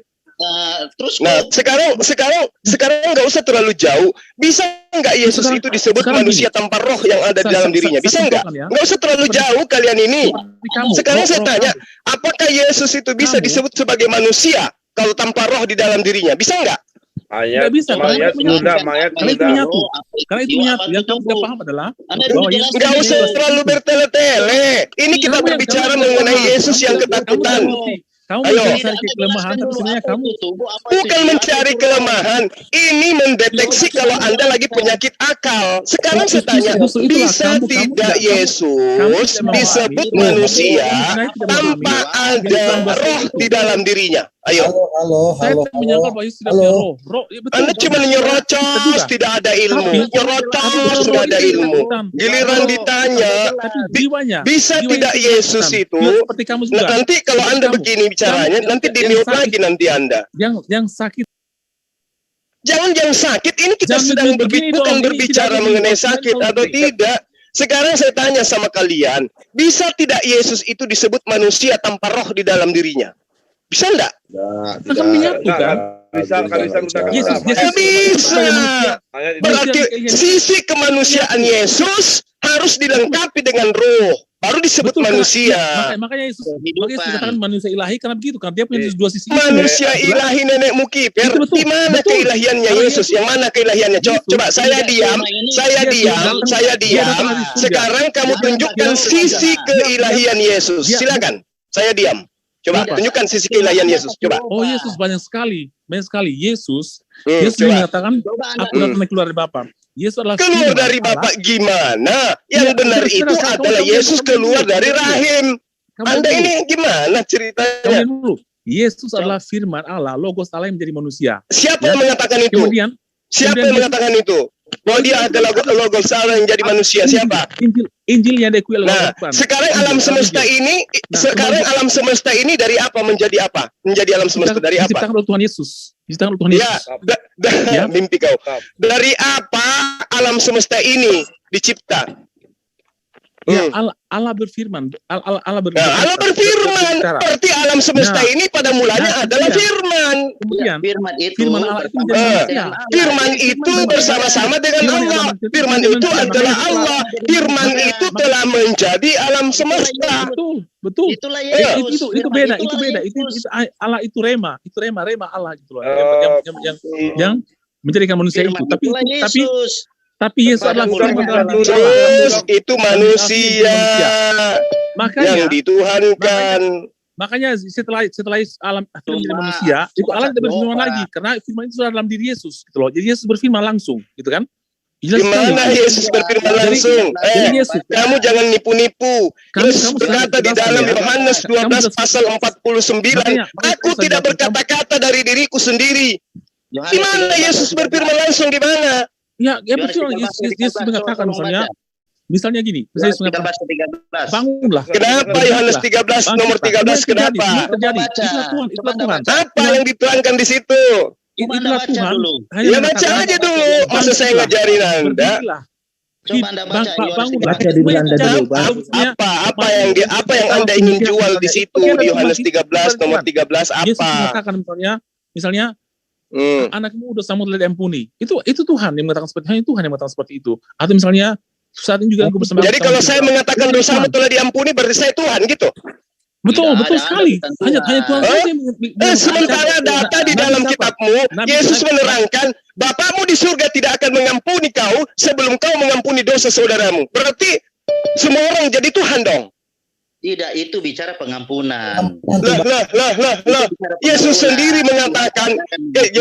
mengatakan di dalam Yohanes 5 nomor 27, Yesus diberi kuasa untuk menghakimi. Kenapa? Karena dia anak manusia. Kenapa dia diberi kuasa?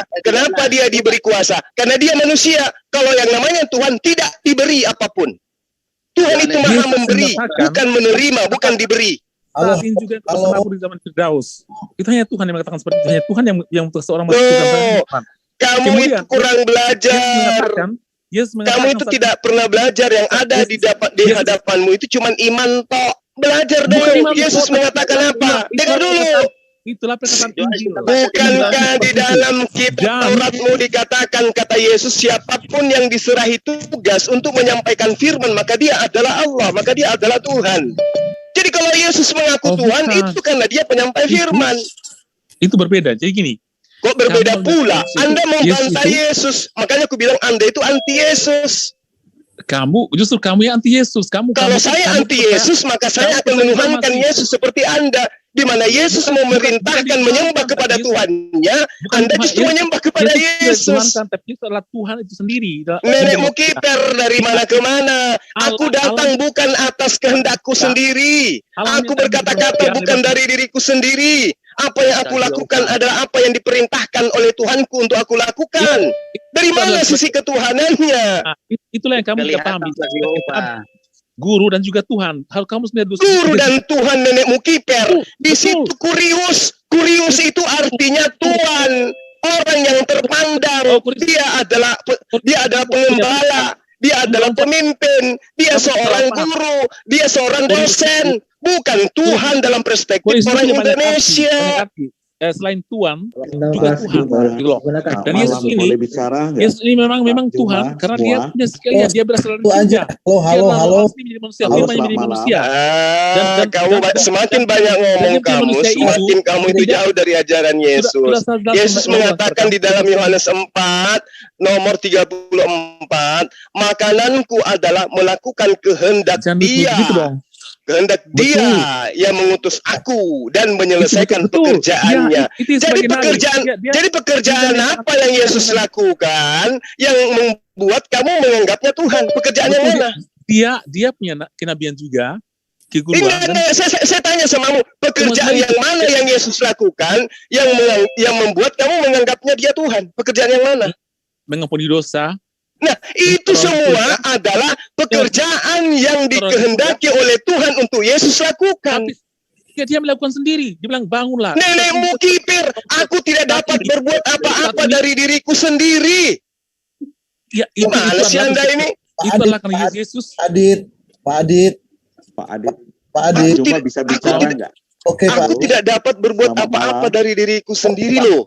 Gimana saudara ini? Berarti apa yang dilakukan? Jadi gini, silakan. Pak Adit. Bahwa Pak Adit, Pak Juma, boleh saya bicara? Ya. Silakan Bang. Baik, saya Adi.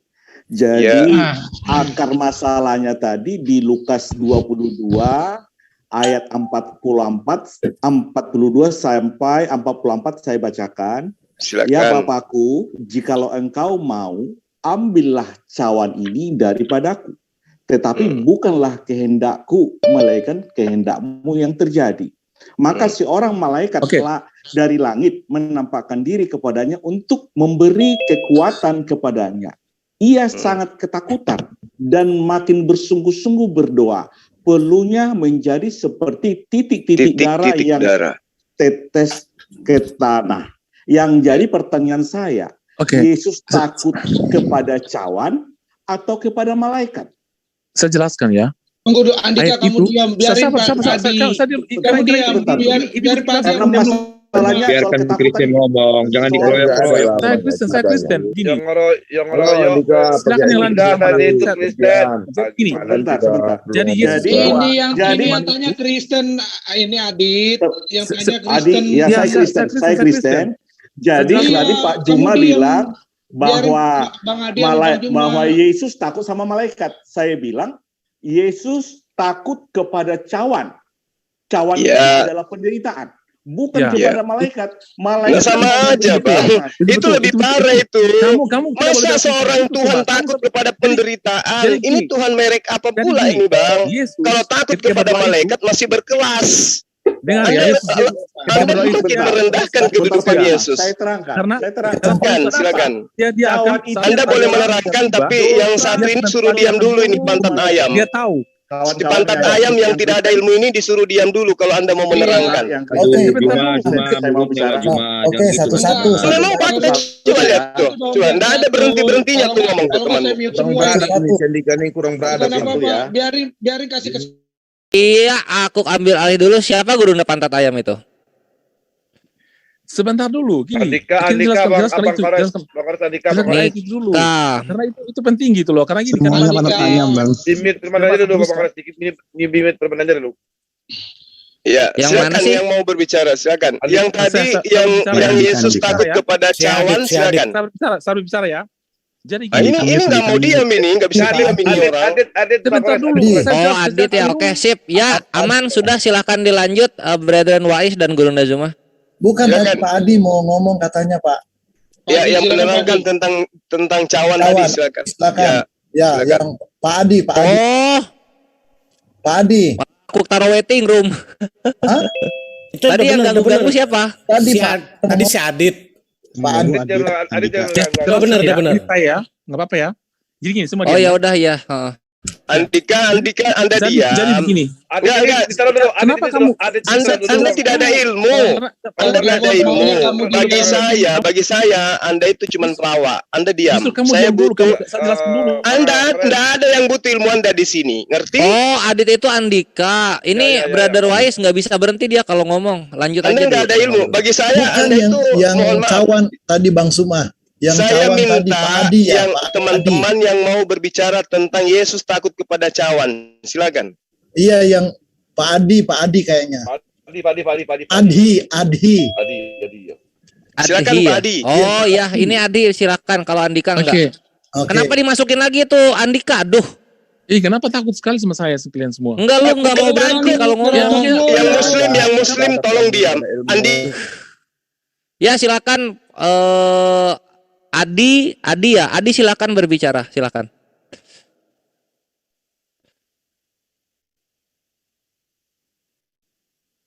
Ayo silakan Saudara Andi. Apa yang Anda ingin sampaikan tentang Yesus ketakutan kepada cawan? Silakan. Pak Adi ke mute itu.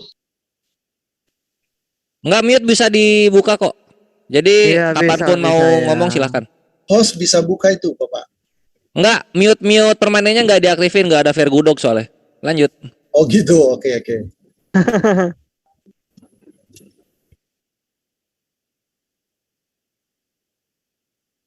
Silakan Pak. Bilang suruh buka mute-nya itu, nggak tahu mungkin buka mute-nya dia. Lukas 22 boleh Anda baca dari nomor 40 sampai seterusnya.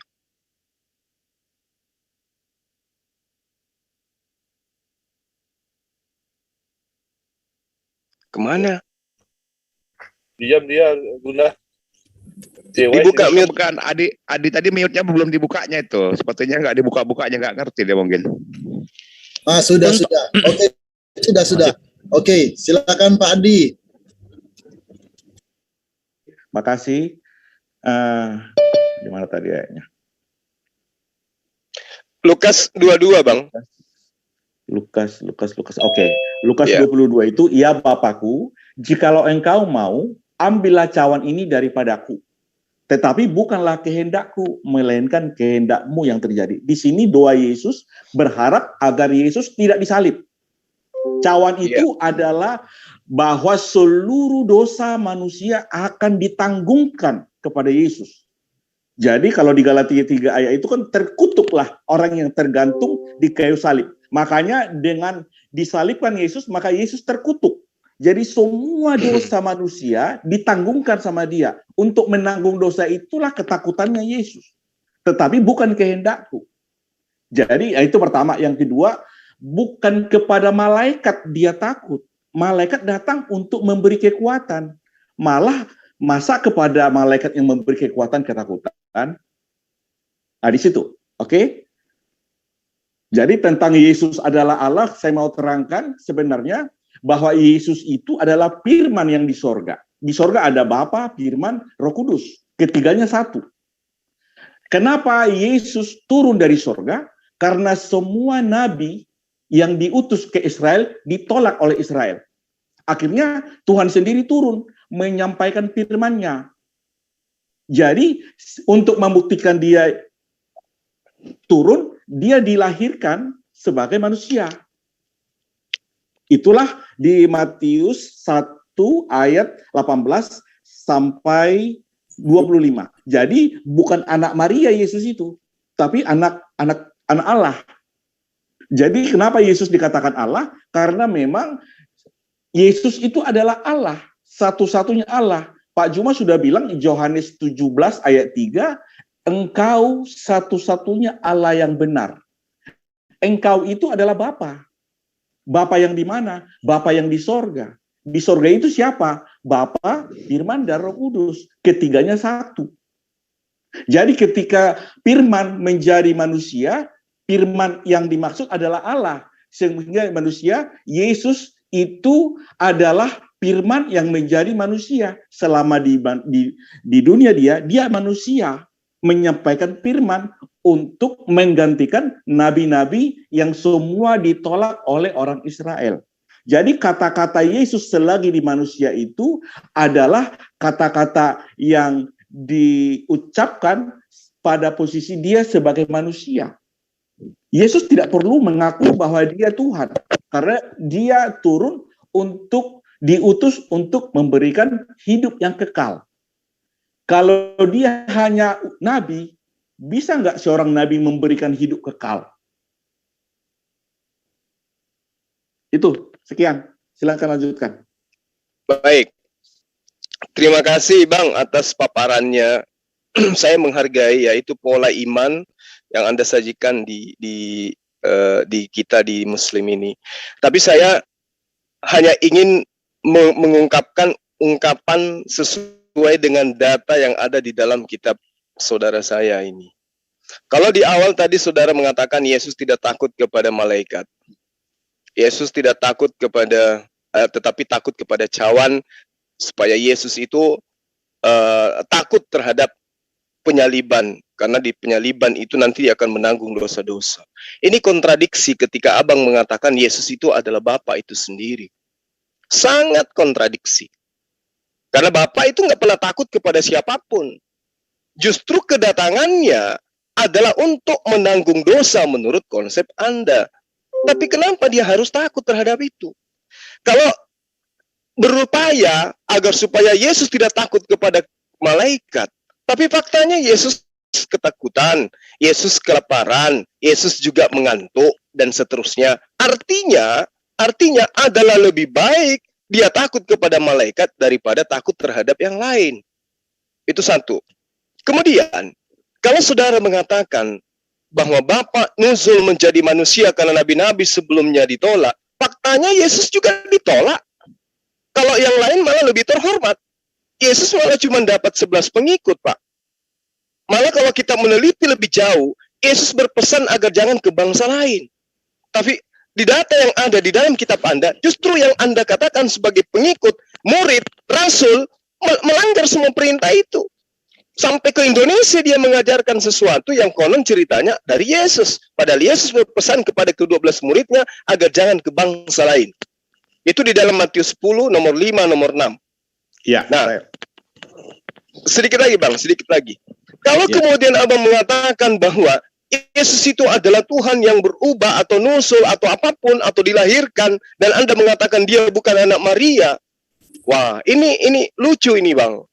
Karena kenapa? Gabriel justru diperintahkan datang kepada Maria agar Maria mau mengandung dan melahirkan seorang anak.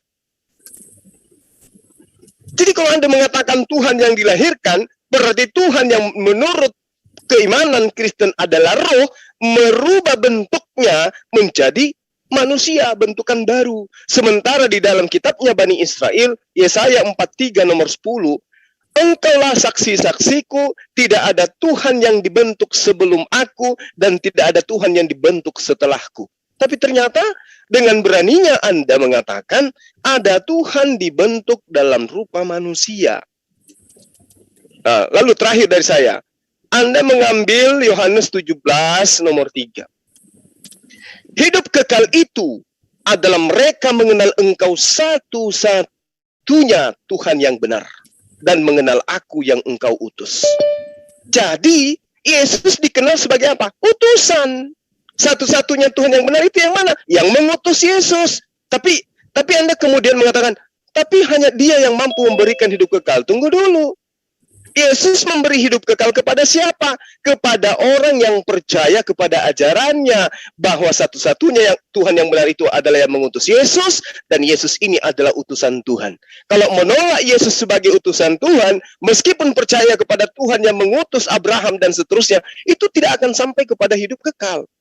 Syarat hidup kekal menurut Yesus adalah percaya kepada Tuhan yang mengutusnya dan percaya kepada Dia sebagai utusan Tuhan. Itu hidup kekal itu. Kalau Anda masuk ke dalam kategori itu, maka Anda mendapatkan hidup yang kekal. Kalau tidak, cuman percaya kepada ajaran orang-orang yang menginginkan Anda menyembah kepada anak Maria yang manusia itu, Anda tidak akan mendapatkan hidup kekal itu, malah diusir. Bukankah kami telah bernubuat, mengusir setan, bermujizat demi namamu? Tapi apa kata Yesus? Enyahlah daripadaku, kalian semua pembuat kejahatan. Kenapa? Karena Anda melakukan penyembahan terhadap Yesus tidak berdasar terhadap kehendak Bapaknya Yesus.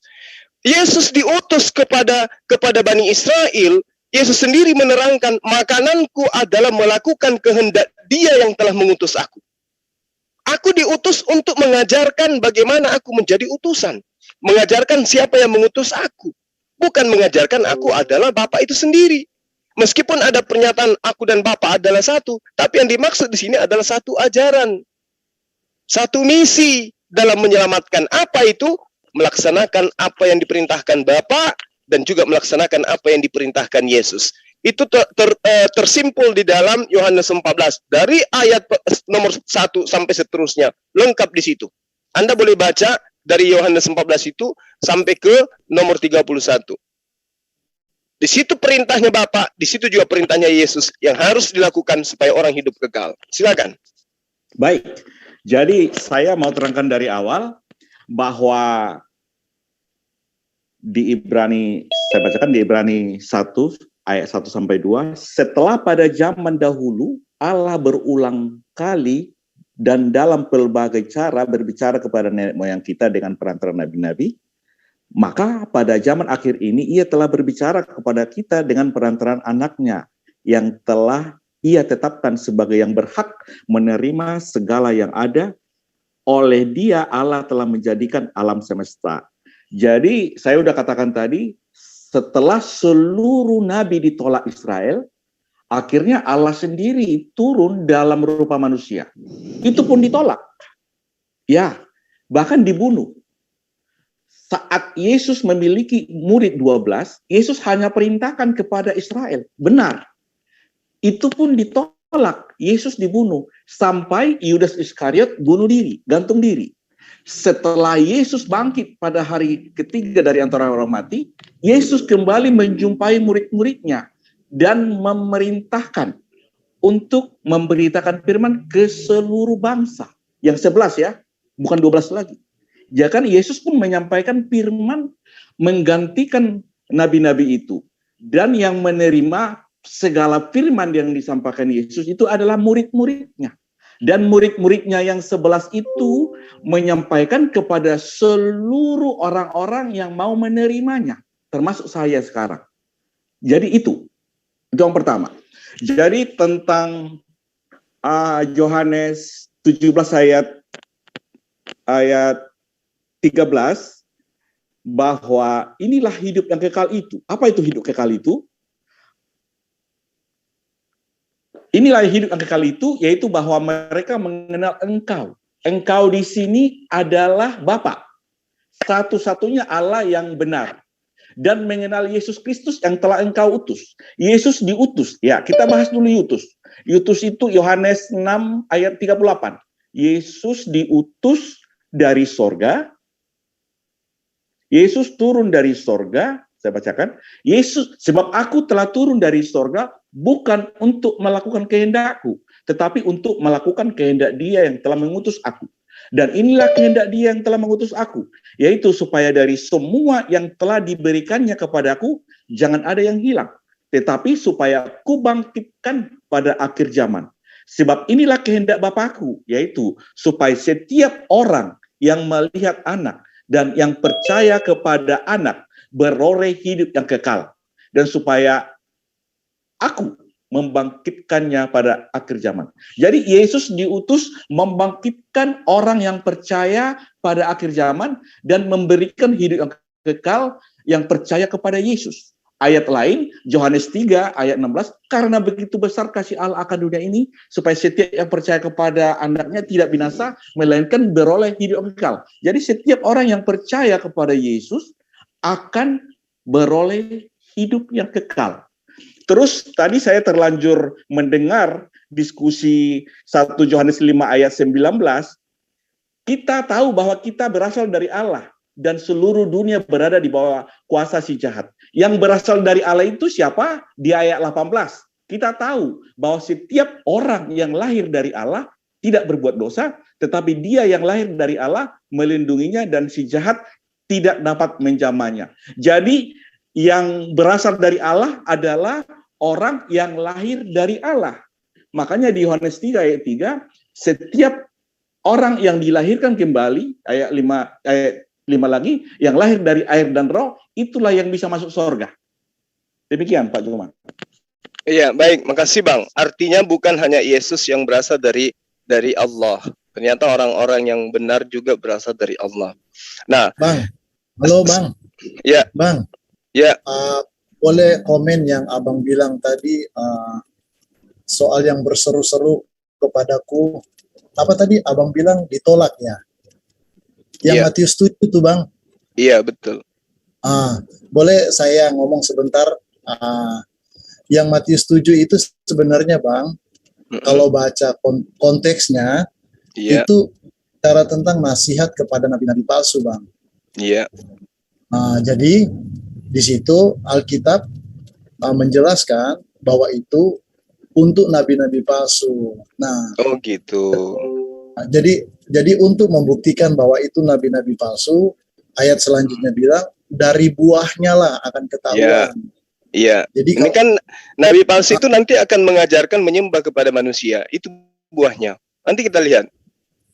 Nah, sekarang begini, untuk menjawab itu dan juga saudara saya yang tadi, saya ingin tahu dari kalian, dari sahabat-sahabat saya. Ya.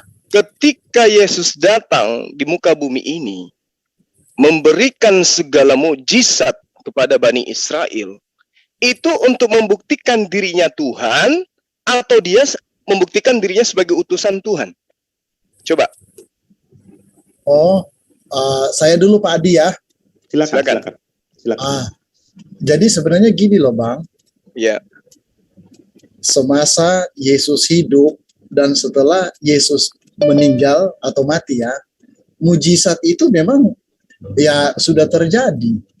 Jadi bukan untuk membuktikan bahwa Yesus Tuhan, enggak, karena Yesus memang Tuhan itu sendiri. Itu tanggapan saya. Mungkin ada tambahan Pak Adi. Silakan. Saya bisa bantu ya.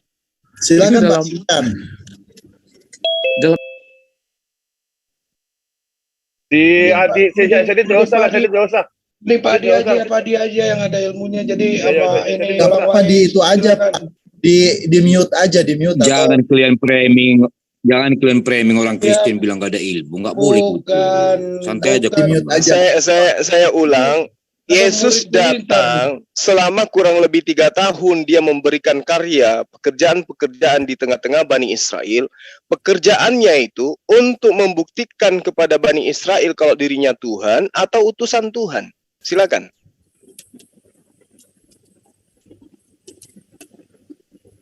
Pak Adi mau jawab, silakan Pak.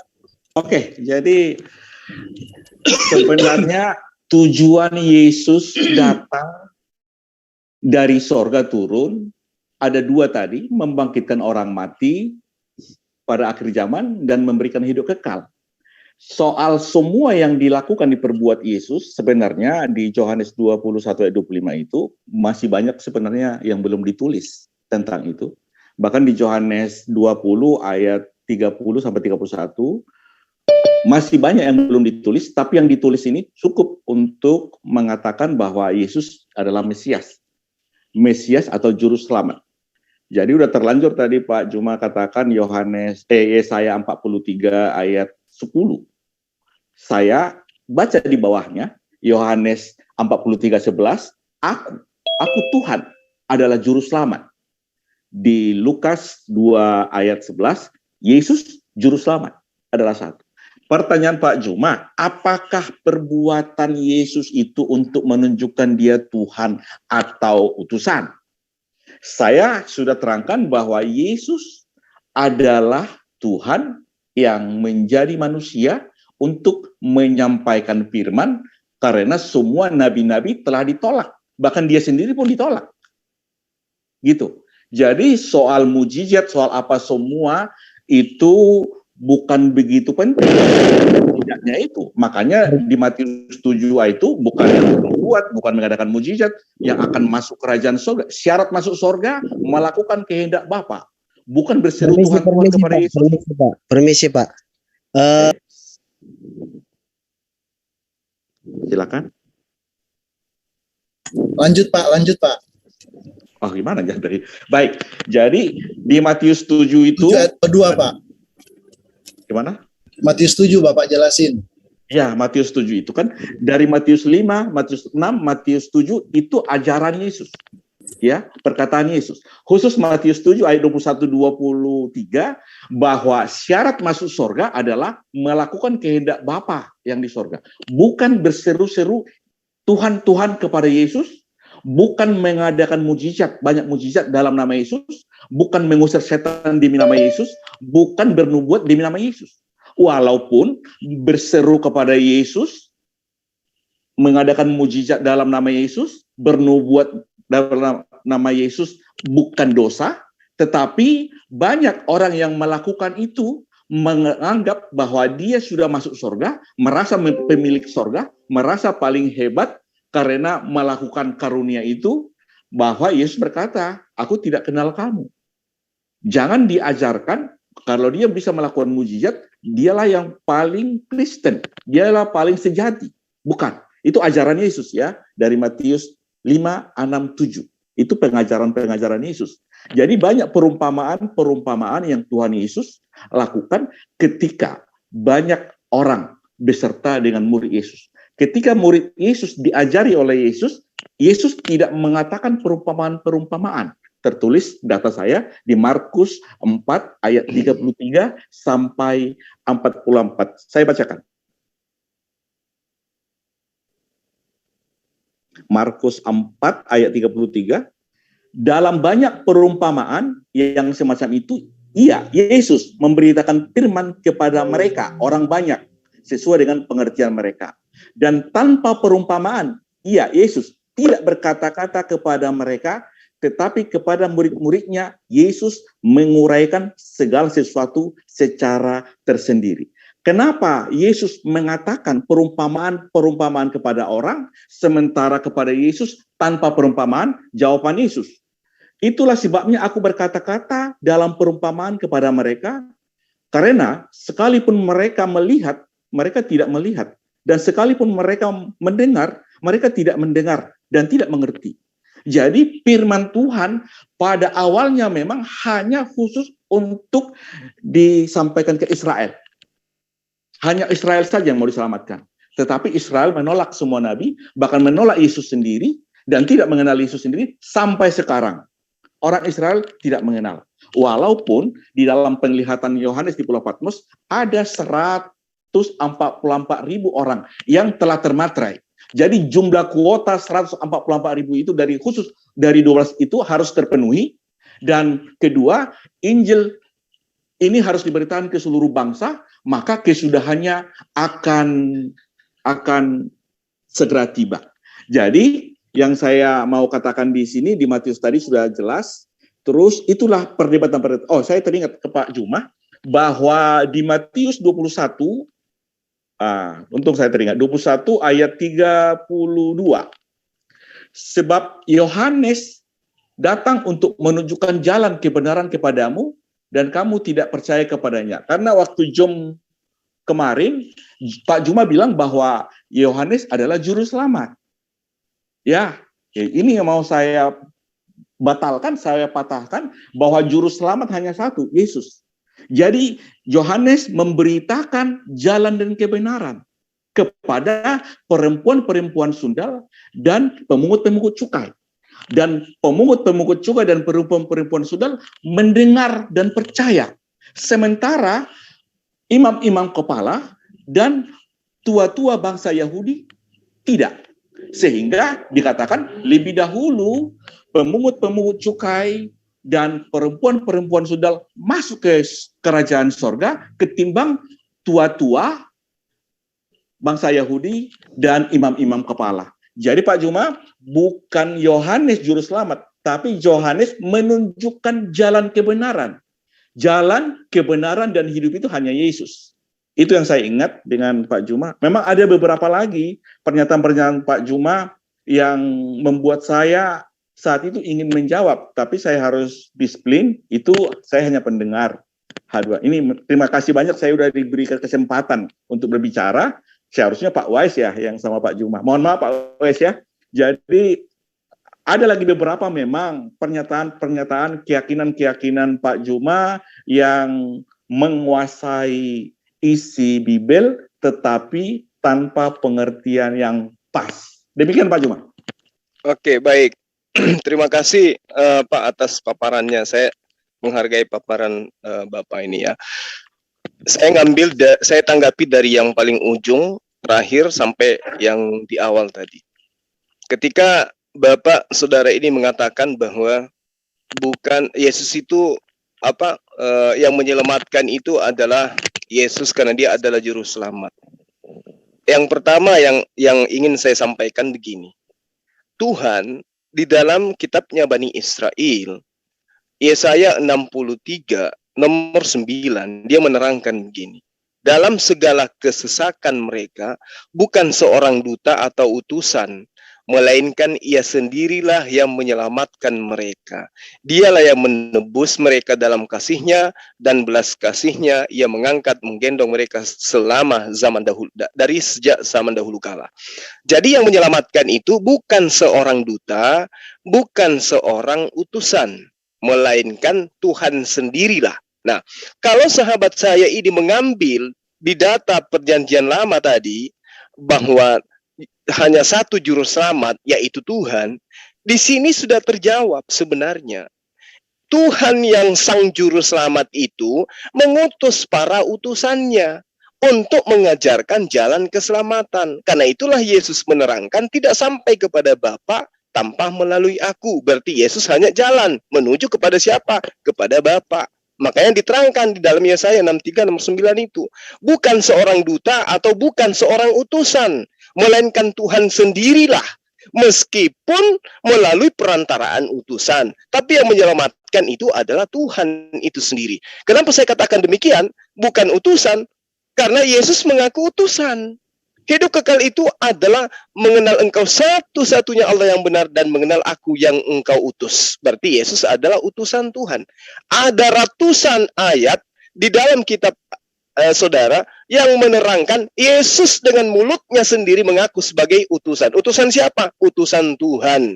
Sementara Tuhan mengatakan juru selamat itu yang benar adalah bukan seorang utusan, bukan seorang duta, tetapi sang Bapa itu sendiri. Kemudian ketika sahabat mengambil Matius 21, justru ini membantah tentang matinya Yesus di atas tiang salib sebagai juru selamat. Kenapa? Seorang pelacur, ya, pesundal, pemungut cukai itu masuk ke surga selamat hanya karena percaya kepada pemberitaan tentang apa yang diberitakan oleh Yohanes. Sebab Yohanes datang untuk menunjukkan jalan kebenaran kepadamu. Apa jalan kebenaran yang Yohanes tunjukkan kepada mereka?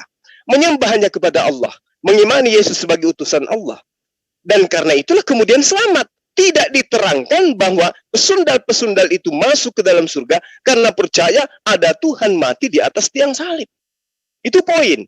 Nah, lalu kemudian ketika saudara saya mengatakan bahwa Yesus itu adalah Tuhan itu sendiri karena para utusan yang terlebih dahulu gagal. Faktanya, Pak, faktanya, kalau saudara saya ini mengatakan Tuhan itu sendirilah yang datang kemudian membuktikan dirinya, sangat disayangkan. Ternyata Yesus ketika datang, Anda jawab sendiri. Dia datang untuk menyatakan dirinya sebagai utusan. Dia tidak menyatakan dirinya Tuhan itu sendiri. Segala unsur, segala aspek, apapun yang dimujizatkan Yesus di tengah-tengah Bani Israel, itu untuk menunjukkan dirinya utusan Tuhan, bukan Tuhan itu sendiri. Anda jawab. Nah, lalu kemudian Yohanes 5 nomor 36, dikatakan begini.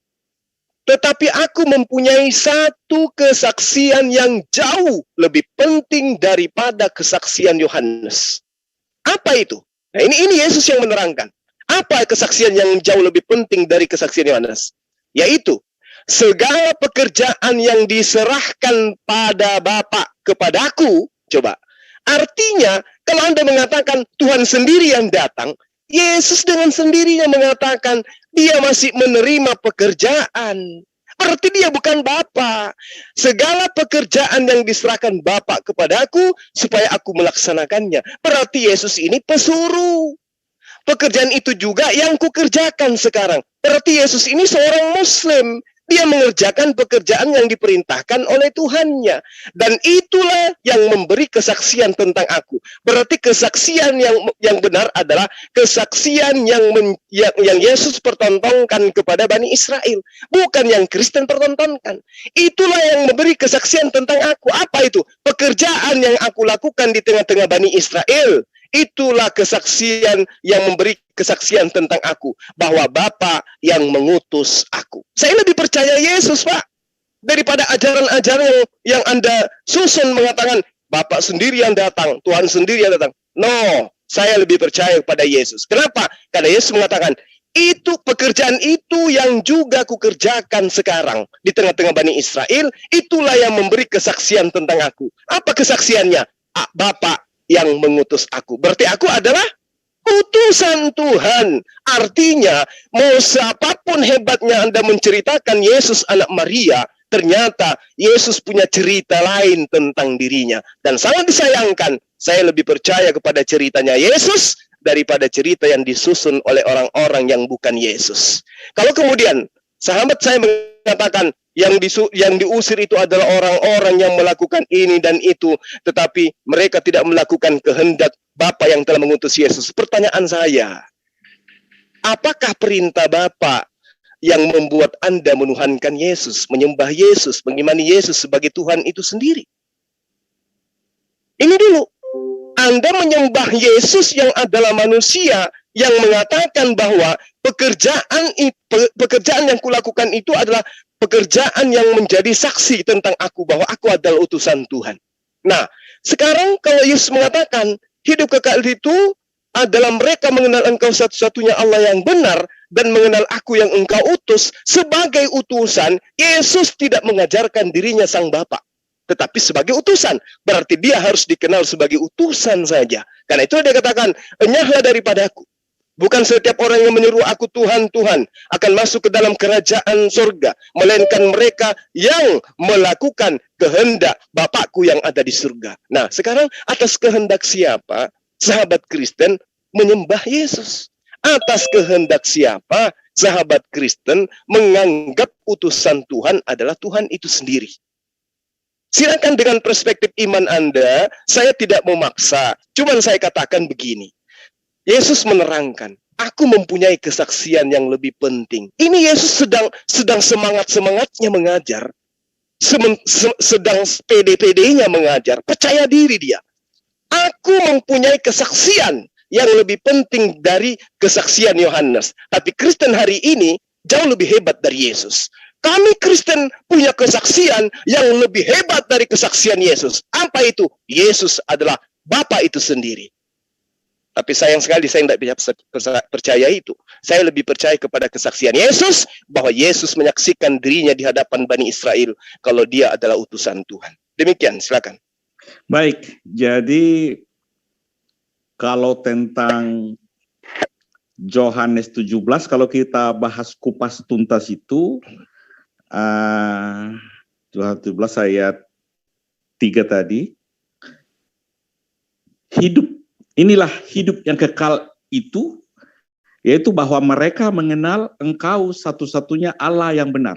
Engkau itu, saya tadi lupa mengatakan bahwa engkau itu adalah Bapa. Ya, kalau utusan saya sudah terangkan tadi, tapi Bapa itu adalah Yesus. Kenapa? Di ayat 6, Yohanes 17 ayat 6, aku telah menyatakan namamu kepada semua orang yang engkau berikan kepadaku dari dunia. Mereka itu milikmu, dan engkau telah memberikan mereka kepadaku, dan mereka telah menuruti firman-Mu. Jadi nama engkau, nama Bapa itu telah diberikan kepada aku. Jadi aku itu Yesus. Aku telah menyatakan namamu. Yesus telah menerima nama Bapa. Jadi nama Yesus adalah nama Bapa. ayat 11. Dan aku tidak ada lagi di dunia, tetapi mereka masih ada di dalam dunia. Dan aku datang kepadamu, ya Bapa yang kudus, peliharalah mereka dalam namamu, yaitu namamu yang telah engkau berikan kepadaku, supaya mereka menjadi satu sama seperti kita. Ayat 12, selama aku bersama mereka, aku memelihara mereka dalam namamu, yaitu namamu yang telah engkau berikan kepadaku. Aku telah menjaga mereka dan tidak ada seorang pun dari mereka yang binasa selain daripada dia yang telah ditentukan untuk binasa, supaya genaplah yang tertulis dalam kitab suci. Kembali Yohanes 17 ayat 3, inilah hidup yang kekal itu, yaitu bahwa mereka mengenal engkau. Engkau itu adalah Bapa, nama Bapa itu adalah Yesus. Jadi Yesus satu-satunya Allah yang benar dan mengutus dan mengenal Yesus Kristus yang engkau utus. Di 1 Yohanes 5 ayat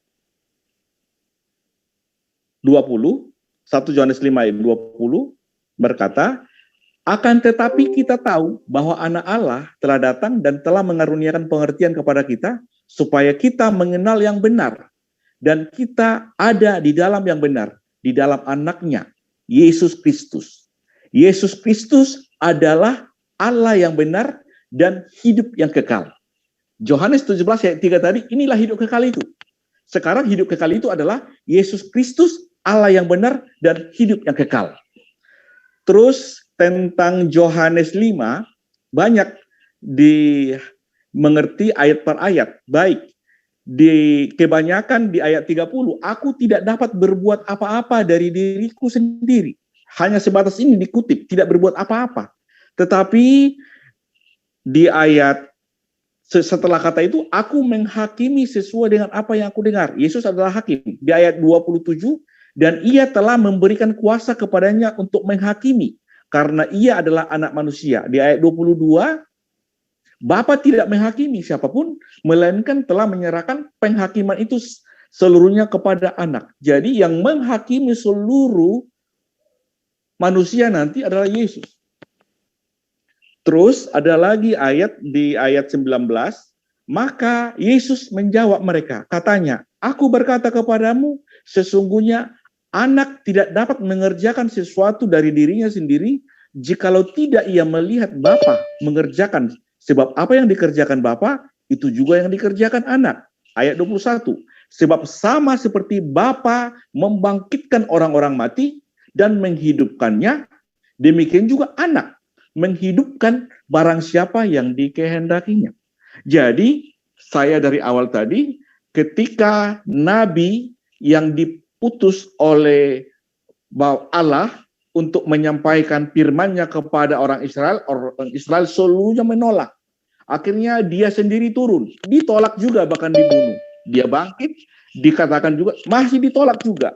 Tetapi Yesus mencari murid yang 11, karena tinggal 11 karena satu gantung diri, tetapi tetap Yesus sudah cinta mati kepada orang Israel, harus menyelamatkannya sampai jumlah sesuai penglihatan Yohanes di Pulau Patmos 144.000 itu. Itu harus genap dan itu termeterai. Dan di luar itu masih banyak yang tidak terhitung jumlahnya. Demikian Pak Juma. Baik, makasih Bang atas paparannya. Ya, lagi-lagi saya katakan bahwa saya tetap saja percaya kepada kesaksian Yesus daripada sejelas Anda saksi Yehova daripada kesaksian yang Anda sebutkan. Ketika Anda berbicara mengenai Yohanes 17, Anda lupa di situ Yesus berdoa kepada Sang Bapa. Kalau ada esensi, ada pribadi yang berdoa kepada Bapa, itu sudah pasti bukan Bapa itu sendiri. Lalu kemudian di dalam Yohanes 17, Anda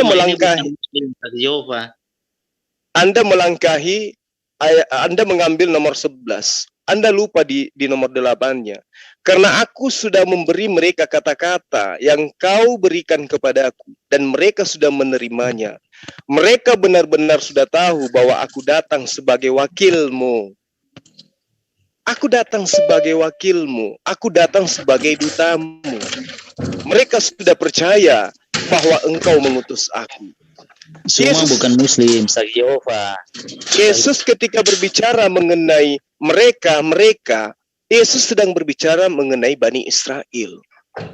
Tidak berbicara mengenai Kristen. Dia berbicara mengenai Bani Israel. Lalu kemudian kita harus melihat bahwa kalau sahabat saya mengimani Yesus adalah Bapa itu sendiri, ya mohon maaf saya harus mengatakan kepada Anda kena terhadap 2 Yohanes 1 nomor 7. Sebab banyak penyesat telah muncul dan pergi ke seluruh dunia yang tidak mengaku bahwa Yesus Kristus telah datang sebagai manusia. Itu adalah penyesat dan antikristus. Nah, sekarang Anda mengatakan Yesus itu adalah Bapa itu sendiri. Dengan sendirinya Anda mengakui Yesus bukan manusia. Karena Bapa itu diterangkan bukan manusia dan bukan anak manusia. Sementara Yesus dikatakan dia datang sebagai manusia, dan di dalam kitab Ibrani 13:8 diterangkan Yesus Kristus tetap sama, baik kemarin maupun hari ini dan sampai selama-lamanya. Sementara Tuhan itu tidak pernah menjadi manusia. Tuhan tidak pernah menjadi manusia. Datanya akurat. Makanya ketika saya tanya di dalam Kisah Para Rasul 2 nomor 24, di situ Yesus dibangkitkan dari kematian. Nah, apakah kemudian kita bisa menerima Bapa pencipta langit dan bumi itu dibangkitkan dari kematian? Tentu tidak. Berarti yang dibangkitkan ini adalah manusia, bukan Bapa, bukan Tuhan. Nah, pertanyaannya kemudian adalah, apakah Yesus datang untuk membuktikan dirinya sebagai Tuhan itu sendiri atau sebagai utusan? Kalau sebagai utusan, berarti dia adalah rasul, dia adalah duta, dia adalah wakil, dan itu sudah diterangkan. Sebagai wakil, Yesus harus didudukkan sebagai wakil, jangan lebih dari kesaksiannya. Sudah tahu aliran Anda saksi Yehova, Bos. Ya nggak apa-apa. Mau saya saksi Yehova, yang jelas saya beriman berdasarkan terhadap apa yang Yesus ajarkan tentang dirinya. Dia adalah wakil Tuhan. Dia adalah rasul. Saya boleh speak up atau tidak? Silakan. Anda saksi Yehova. Ya, saya ingin ini sedikit menanggapi komentar dari Bro Ustadz Zuma. Silakan. Nah, jadi mengenai keilahian Kristus ya. Keilahian Kristus itu menurut pandangan saya ya. Keilahian Kristus itu tidak lepas dari apa yang namanya kristologi dan Allah Tritunggal. Nah, dari beberapa menit yang saya dengar, Ustadz Zuma ini seperti memberikan sebuah atau menarik kesimpulan dia sendiri. Gitu loh. Nah, yang lebih parah lagi, sikap teologis dari Ustadz Zuma, yaitu sikap teologis Islam itu, dia menggunakan sikap teologis Islam untuk menilai keilahian Kristus, sehingga dia selalu memaksakan bahwa Yesus adalah utusan, Yesus adalah nabi, Yesus adalah rasul. Tapi dia sama sekali tidak memandang pandangan kristologi mengenai Kristus itu sendiri, gitu loh. Jelas pandangan Kristen dan Islam mengenai Yesus Kristus jelas berbeda dan saling berseberangan satu sama lain. Nah, kekristenan mempercayai bahwa Yesus adalah sebuah utusan. Tapi utusan yang bagaimana? Gitu loh. Bukan utusan yang semena-mena kayak nabi-nabi lain gitu loh. Menyampaikan sebuah risalah keilahian. Udah ada berapa ribu nabi yang menyampaikan risalah keilahian. Ya, sejak zaman PL maupun zaman Perjanjian Baru. Masih ada nabi-nabi Israel yang menyampaikan risalah keilahian. Tapi dalam konteks kekristenan, utusan yang dimaksud bukanlah utusan yang dipercayai atau yang dipahami oleh teman-teman dari Muslim. Karena apa? Saya yakin dan percaya bahwasanya teman-teman Muslim juga belum paham mengenai utusan yang dimaksud dalam kekristenan. Karena apa? Karena untuk memahami atau mempelajari utusan, yaitu tidak lepas dengan kristologi. Posisi Yesus Kristus dalam Alkitab itu apa? Bagaimana? Gitu loh. Nah, kalau tadi Bro Zuma lebih percaya perkataan Yesus ya. Nah, perkataan Yesus itu ada banyak. Bahkan ada beberapa kalimat-kalimat mengenai perumpamaan ataupun perintah dari Kristus yang bertentangan dengan iman Islam mengenai baptisan, perjamuan kudus dan lain-lain, pengampunan dosa dan lain-lain gitu kan. Nah, itu bertentangan gitu loh. Tapi teman-teman muslim menerima apa? Ayat-ayat yang Yesus bilang mengenai ketauhidan dan lain-lain gitu loh. Yohanes 17 ayat 3 ini adalah sebuah ayat yang sering dipakai oleh teman-teman muslim. Tapi apologis muslim yang ada di luar negeri tidak pernah menggunakan ayat ini gitu loh. Karena apa? Karena ayat ini mudah sekali dibantah gitu loh.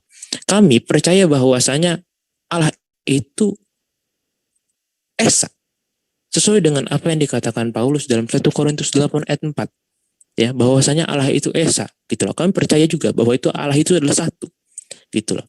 Tapi kembali lagi, Allah yang bagaimana gitu loh. Nah, jadi mengenai keilahian Kristus sendiri ya, saya lebih percaya omongan Kristus, saya percaya. Dan saya juga lebih percaya omongan para rasul yang hidup ya sejaman dengan Kristus. Tapi saya tidak mempercayai omongan ataupun saya tidak mempercayai pandangan sebuah sekte ataupun sebuah kepercayaan ya yang menganalisis ataupun yang menguraikan kristologi setelah sudah lama 500-600 tahun kemudian gitu loh. Saya lebih mempercayai kesaksian-kesaksian yang sejaman daripada mempercayai kesaksian-kesaksian yang sudah 600-700 tahun kemudian gitu. Nah, kesaksian para rasul sendiri ya bahwasanya tadi saya mendengar bahwasanya Kristen tuh menuhankan Kristus ya kan, ataupun Paulus yang menuhankan Kristus. Sebenarnya yang menuhankan Kristus itu bukan Paulus. Murid-murid terdekat seperti Yohanes dan lain-lain itu terlebih dahulu mendeklarasikan keilahian Kristus.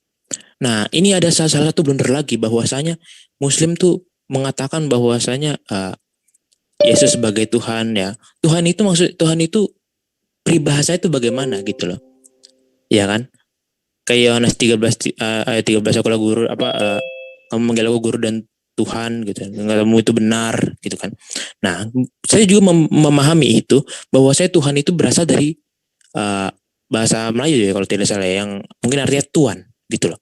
Tapi ya dalam perjanjian baru sendiri pendeklarasian Tuhan ya pendeklarasian keilahian Kristus bukan Tuhan sebenarnya. Ya. Bukan Tuhan, bukan Kyrios.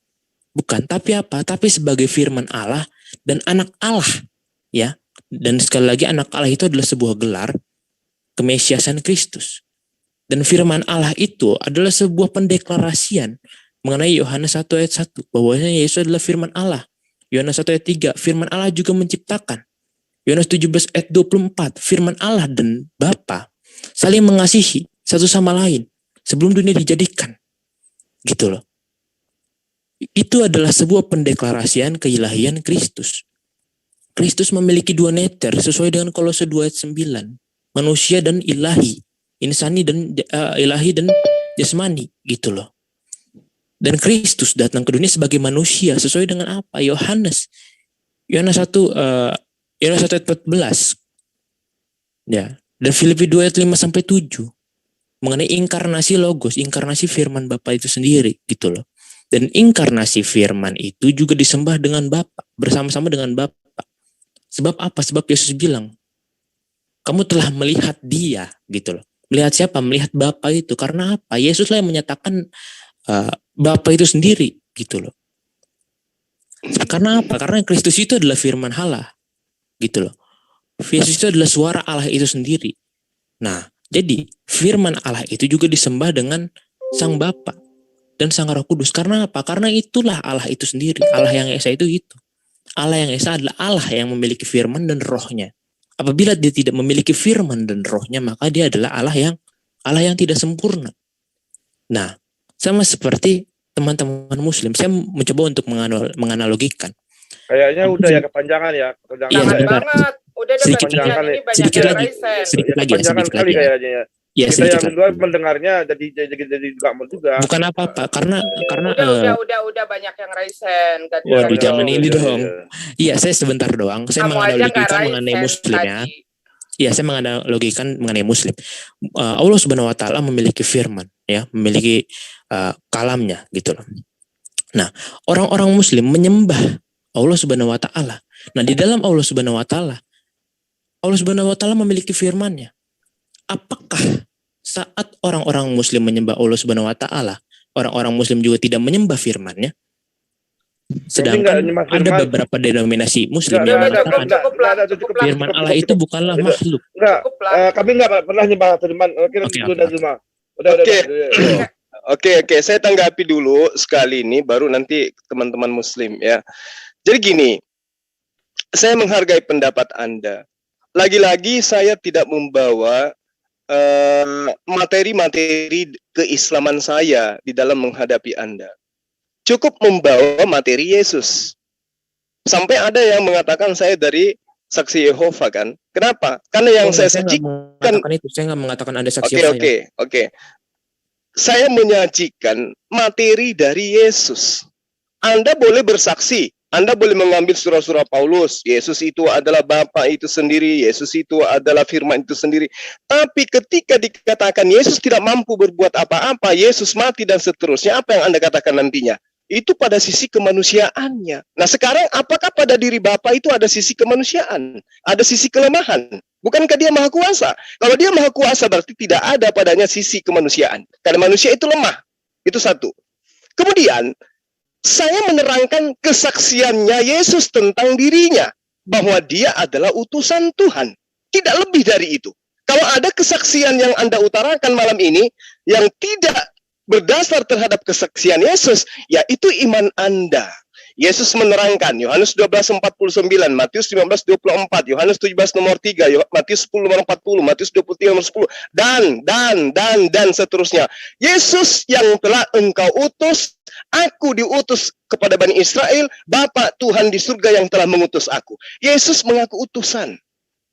Kalau kemudian sahabat saya mengatakan, oh itu dia sebagai manusia. Oke. Apakah kemudian Tuhan itu bisa dibentuk menjadi manusia? Ditabrak Yesaya 43 nomor 10, Yesaya 44 nomor 10 nomor 11. Lalu kemudian di dalam Yeremia, di dalam kitab Yeremia, khususnya Yeremia 10 nomor 7 di terjemahan lama diterangkan, seorang pun tidak ada sebagai engkau. Tolong dicatat itu. Seorang pun tidak ada sebagai engkau. Jadi kalau Anda mengatakan Yesus itu adalah Tuhan yang datang sebagai manusia, no, saya tolak itu. Bukan karena saya seorang Muslim, tetapi karena kitab Anda sendiri yang mengatakan itu. Dan Yesus sendiri yang menerangkan itu. Kemudian di dalam 2 Samuel 7, nomor 22 diterangkan, ya Tuhan Allah, karena tiada yang dapat disamakan dengan Dikau, dan tiada yang melainkan Engkau. Satu pun tiada yang setara dengan Engkau. Ulangan 33 nomor 26. Lalu kemudian 1 Tawarik 17 nomor 20. Tiadalah samamu, dan tiada juga Allah melainkan Engkau. Tiada yang melainkan Engkau. 2 Tawarik 6 nomor 14. Tapi semua data, semua dalil ini akan percuma saja, ya, akan hilang seketika, laksana pasir di telan ombak, ketika yang Anda sajikan kemudian adalah iman yang disusun oleh dasar-dasar ajaran yang datang setelah Yesus dari ahli kitab. Karena itulah kemudian apa pesan Yesus? Adakah dia mengatakan waspadalah terhadap orang yang datang 700 tahun kemudian? Adakah dia mengatakan begitu? Dia mengatakan waspada kepada ahli kitab. Siapa ahli kitab? Penulis kitab Anda. Waspadalah orang Farisi. Siapa orang Farisi? Ahli apa dari kitab Anda.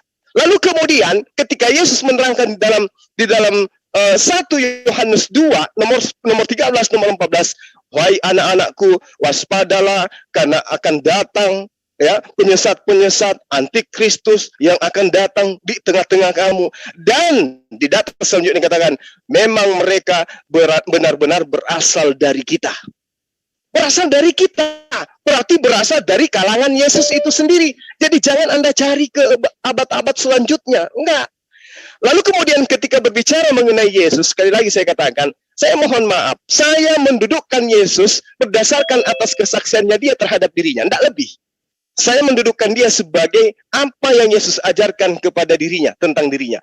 Aku mempunyai kesaksian, kata Yesus, yang lebih penting. Coba, kesaksiannya Yesus lebih penting dari kesaksian Yohanes. Apa itu? Segala pekerjaan yang diserahkan Bapa kepadaku, supaya aku melaksanakannya, pekerjaan itu juga kukerjakan sekarang. Dan itulah yang memberikan saksi tentang aku, bahwa Bapa yang mengutus aku. Makanya muncul pertanyaan, segala pekerjaan yang Yesus lakukan di tengah-tengah Bani Israel, apakah untuk membuktikan dirinya sebagai Tuhan atau utusan Tuhan? Dan saya yakin kalau Anda menggunakan akal sehat, Anda akan mengatakan untuk membuktikan Yesus itu adalah utusan Tuhan. Tapi itu semua akan percuma ketika Anda mengantongi, menelan mentah-mentah ajaran setelahnya. Kenapa? Siapa yang berkata dengan mulutnya, lalu apa yang dikatakan oleh mulutnya itu diimani sepenuh hati bahwa Yesus adalah Tuhan, maka dia akan diselamatkan. Jadi semua kesaksian-kesaksian Yesus itu sirna seketika dengan munculnya ajaran-ajaran baru dari ahli kitab, dari orang Farisi, dari keturunan Benyamin. Gitu loh dari saya. Jadi kesimpulannya kemudian adalah saya tidak membawa keislaman saya membawa ajaran Yesus. Silakan Saudara Farhan. Ya, akhi, untuk ditambahkan, silakan. Oke, terima kasih Gurunda. Teman yang lain. Terima kasih Gurunda. Saya menggarisbawahi tadi, mengunderline dari argumentasi tadi pihak Kristen tadi yang mengatakan bahwa saya lebih percaya kepada kepada orang-orang yang hidup di zaman Yesus atau Rasul daripada orang yang jauh 600 atau 700 tahun. Saya tahu artinya adalah Islam. Saya selalu mengatakan bahwa tidak selalu yang lebih dahulu itu selalu benar. Sebagai contoh, teori yang telah dipakai oleh gereja yang memakan korban seorang Galileo Galilei dan banyak pengikutnya yang dibunuh oleh gereja, yaitu teori geosentris yang dicetuskan oleh Ptolemeus selama 280 tahun atau 320 tahun maksimal, dipercaya sebagai hukum yang benar. Ternyata gereja salah dan ini diakui oleh gereja sendiri, akhirnya melakukan pengakuan. Artinya, kalau seperti itu yang kamu alami, apa yang kamu pahami, berarti pemahaman Anda tentang kebenaran adalah bersifat doktrinal. Sesuatu yang kebenaran harus lebih dahulu. Dan ini terbukti gugur ketika teori geosentris yang diputuskan oleh Ptolemeus ternyata hancur lebur. Gereja sampai malu untuk mengakui dan akhirnya membuat pengakuan ya bahwa teori itu salah. Karena apa? Ada teori yang dilakukan oleh dua orang, yang satu dari Islam yaitu Ibnu Satsir dan yang satu lagi dari Yunani juga yang bernama Copernicus menemukan teori heliosentris. Dengan hal ini membuktikan bahwa kedoktrinan Anda, pemahaman kebenaran harus berasal dari yang lebih dahulu adalah gugur. Jadi kalau Anda mengakui bahwa kebenaran itu adalah hal yang lebih lama, Anda gugur. Keimanan hanya bersifat keimanan sempit. Tidak berlaku sebagai sebuah kebenaran yang mutlak. Sebagai contoh, kami menganggap sebagai Yesus sebagai Rasul. Ini terbukti dari identifikasi dari kitab Anda sendiri. Saya berani buktikan kepada Anda dan taruhan kepada Anda mana yang lebih banyak, Yesus sebagai utusan atau Yesus pengakuan yang ambigu sekali sebagai Tuhan. Bikin kotak identifikasi, A, Yesus Tuhan, B, Yesus Nabi. Banyak-banyakan mana bukti nyata bahwa Yesus itu adalah Nabi atau Yesus adalah sebagai Tuhan. Ini adalah iman buta. Ini adalah iman doktrinal yang disuapkan oleh bapak-bapak gereja masuk ke dalam ranah otak neokortek kalian dan menyumbat pathway kalian sehingga kalian hanya berdasarkan pemahaman doktrin tanpa pemahaman kebenaran dari kitab Anda sendiri. Kebenaran mutlak di dalam Al-Qur'anul Karim. Bagaimana Yesus di surat Maryam dikatakan sebagai apa? Dikatakan sebagai utusan. Sesungguhnya Isa Masih adalah hanya seorang utusan. Dan ini terkorelasi linear dengan kitab Anda. Makanya saya tantang Anda untuk identifikasi banyakkan mana Yesus sebagai nabi atau kitab ayat-ayat ambigu, ayat-ayat yang dipalsukan yang menyatakan Yesus adalah Tuhan. No way. Nah, tidak ada sama sekali Yesus mengatakan dirinya itu adalah Tuhan. Seperti di dalam Galatia, bagaimana ketika Paulus merubah-rubah hukum Taurat, mengatakan bahwa hukum Taurat itu sudah tidak ada artinya, berbeda dengan apa yang dikatakan oleh Yesus. Bahkan lebih mudah langit dan bumi ini lenyap, ya, daripada hukum Taurat ini hilang. Artinya di sini ada pemahaman-pemahaman yang bukan dari Yesus yang kalian imani berdasarkan doktrinal dari bapak-bapak gereja kalian. Terima kasih Pak Iwan Bila. Silakan dilanjut.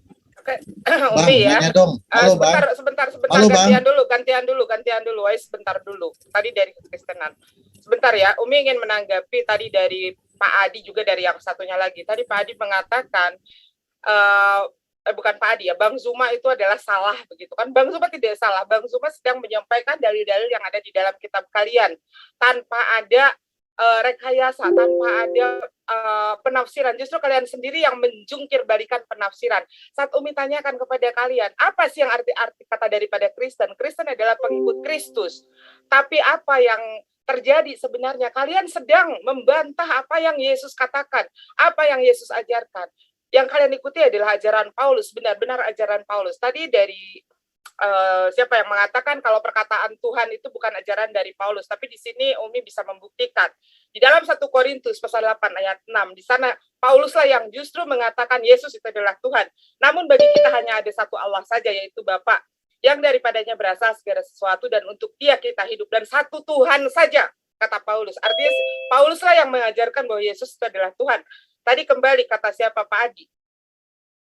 Siapa yang percaya dengan Yesus, dia yang akan memperoleh kehidupan yang kekal. Tapi Pak Adi lupa membaca 1 Yohanes pasal 2, 1 Yohanes pasal 4 ayat 2. Demikianlah kita mengenal roh Allah. Setiap roh yang mengaku bahwa Yesus Kristus telah datang sebagai manusia, bukan sebagai Tuhan. Ya.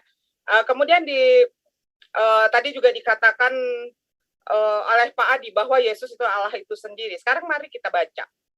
Di dalam Yohanes pasal 5 ayat 30 sampai dengan 47 ya lengkapnya, tapi Umi akan membacakan sedikit saja. Aku tidak dapat berbuat apa-apa dari diriku sendiri. Aku menghakimi sesuai dengan apa yang aku dengar dan penghakimanku adil, sebab aku tidak menuruti kehendakku sendiri, melainkan aku bersaksi. Penghakimanku adil sebab aku tidak menuruti kehendakku sendiri, melainkan kehendak Dia yang mengutus aku. Kalau aku bersaksi tentang diriku sendiri, maka kesaksianku tidaklah benar. Ya, jadi segitu bla bla bla bla ke atas sampai dengan ayat ke-47, itu panjang sekali. Dan tadi juga Umi ingin menanggapi ya, kalau misalkan Yesus dikatakan sebagai inkarnasi daripada Allah. Itu kan pendapat para teman-teman Kristen ya. Sementara Allah sendiri tidak ingin Dia disamakan dengan ciptaannya. Ada di mana? Ada di kitab kalian sendiri. Ada di dalam Keluaran pasal 9 ayat 14. Sebab sekali ini aku melepaskan segala tulahku terhadap engkau sendiri, terhadap pegawai-pegawaimu, terhadap rakyatmu, dengan maksud supaya engkau mengetahui bahwa tidak ada yang seperti aku di seluruh bumi, termasuk Yesus ya. Kemudian di 1 Raja pasal 8 ayat 23, lalu berkata, ya Tuhan Allah Israel, tidak ada Allah seperti engkau di langit. Aduh sebentar, Kang Kian Santang sebentar, jangan dulu telepon Kang Kian Santang. Oke. Tadi dengan maksud supaya engkau mengetahui bahwa tidak ada yang seperti aku di seluruh bumi ini. Di 1 Raja pasal 8 ayat 23 juga berkata, ya Tuhan Allah Israel, tidak ada Allah seperti engkau di atas langit dan di bawah bumi. Engkau memelihara perjanjian dan kasih setia kepada hamba-hambamu dengan segenap hati hidup di hadapanmu.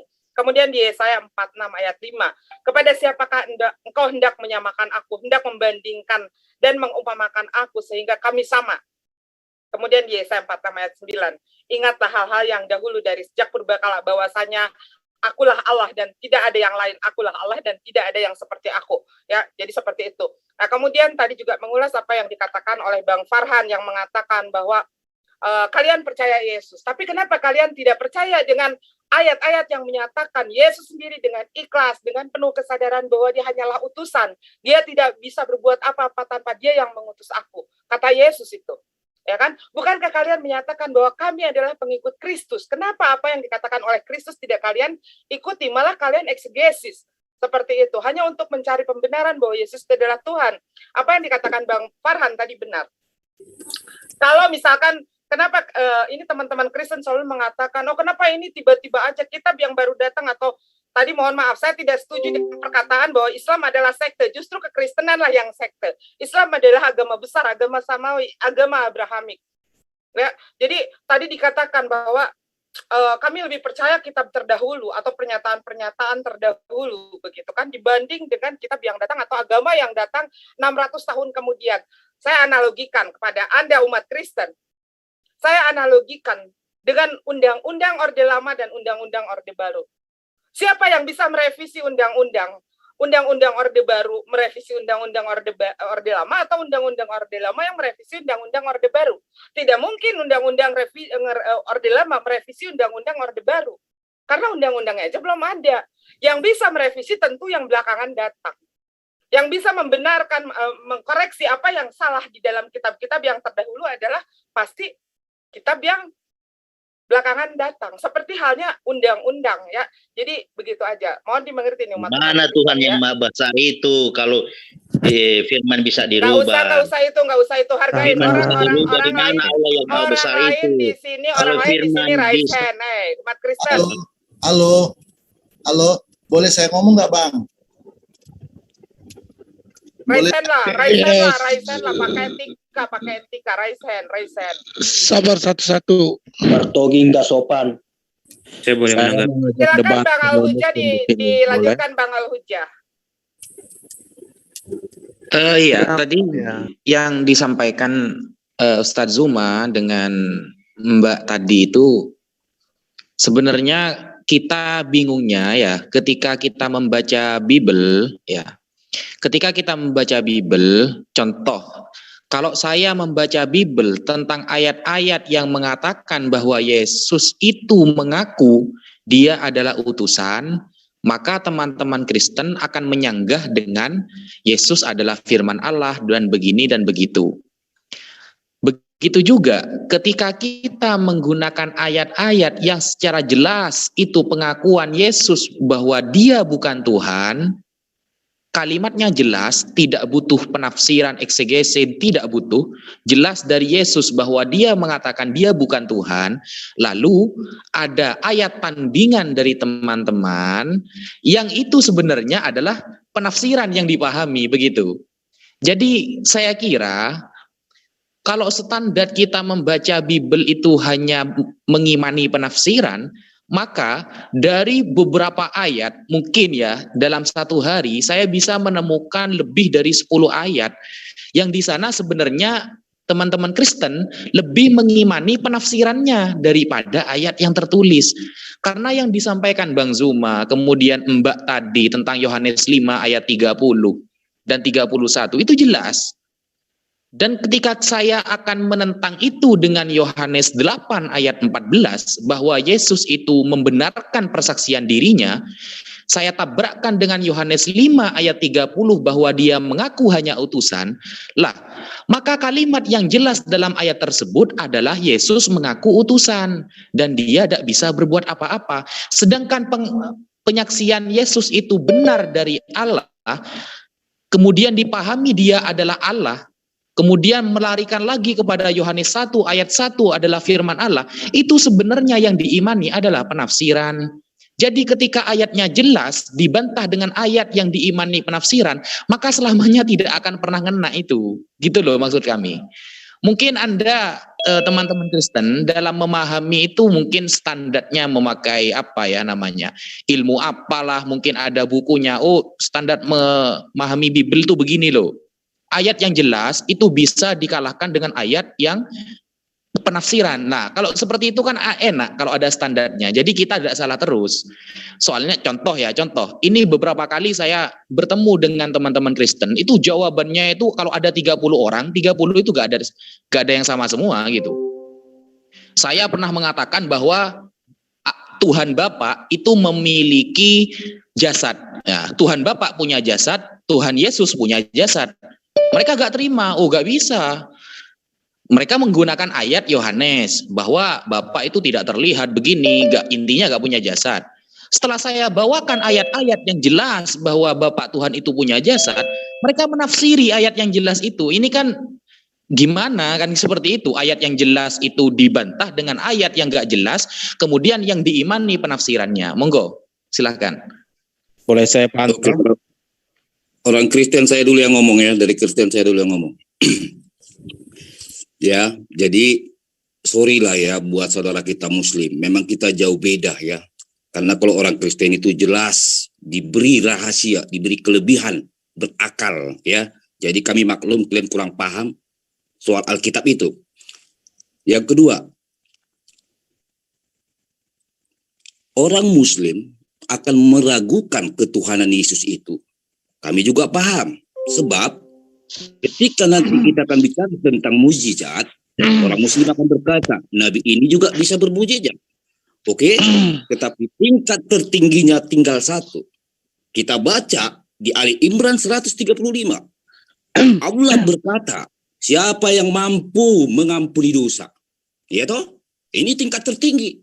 Siapa yang mampu mengampuni dosa? Ali Imran 135. Dan ternyata di Alkitab, ya toh, yang mana telah diyakini atau dipercaya oleh saudara Muslim, harus akui dong, ternyata Yesus bisa mengampuni dosa.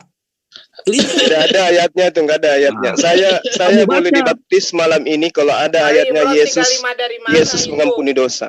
Disaksikan oleh ribuan umat Islam. Silakan tunjukkan. Saya aku ampuni. Ada nggak dalilnya? Buka Markus. Oke. Buka Markus 2 ayat 1. Saya dukung Gurunda ya. Saya dukung Gurunda Zuma. Saya bukain Saya dukung Gurunda Zuma. Kalau ada Yesus mengampuni dosa, saya dibaptis malam ini. Sama dibaptis. Silakan. Kalau Abang Haleluya ngomong semua terguncang, inilah repotnya. Udah, karena kamu berdusta, Saya ini lebih paham kitab kamu. Bukan Haleluya.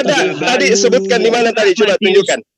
Buka Matius 13 ayat 11. Al-Imran 35 mana isinya tidak seperti itu. Al-Imran 35, jangan ngawur. Matius 13 ayat 11. Matius berapa muridku? Buka Matius 13 ayat 11. Karena di Ali Imran 135 Allah kau bertanya siapa yang mampu mengampuni dosa selain Allah. Lihat Matius 13 nomor 11 itu tidak berbunyi begitu. Kamu jangan suka berbohong lah, nggak bagus. Kitab saya, ya jangan berlebihan dong. Saya ini lebih paham kitabmu daripada kamu, sayangnya. Saya lebih paham Al-Quran daripada kamu. Matius 13 nomor 11 coba tunjukkan. Saya paham. Makanya tadi siang pun tidak begitu, haleluya isinya. Makanya tadi siang pun Matius 13 nomor 11 coba lihat bagaimana dia berbohong.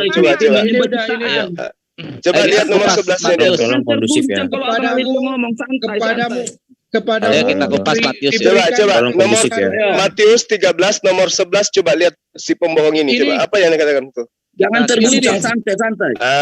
Ya pendusta. Coba. Jangan terguncang. Ali Imran 135 tidak seperti itu isinya, haleluya. Nah, coba lihat Anda berdusta kan? 135. Dia jelas di sana dia bertanya siapa yang mampu. Haleluya pendusta demi Yesus. Inilah.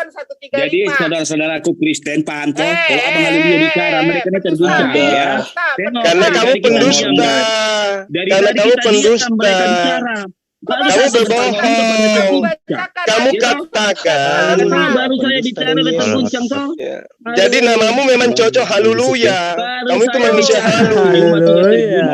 Matius 13 nomor 11 tidak ada dikatakan Yesus itu mengampuni.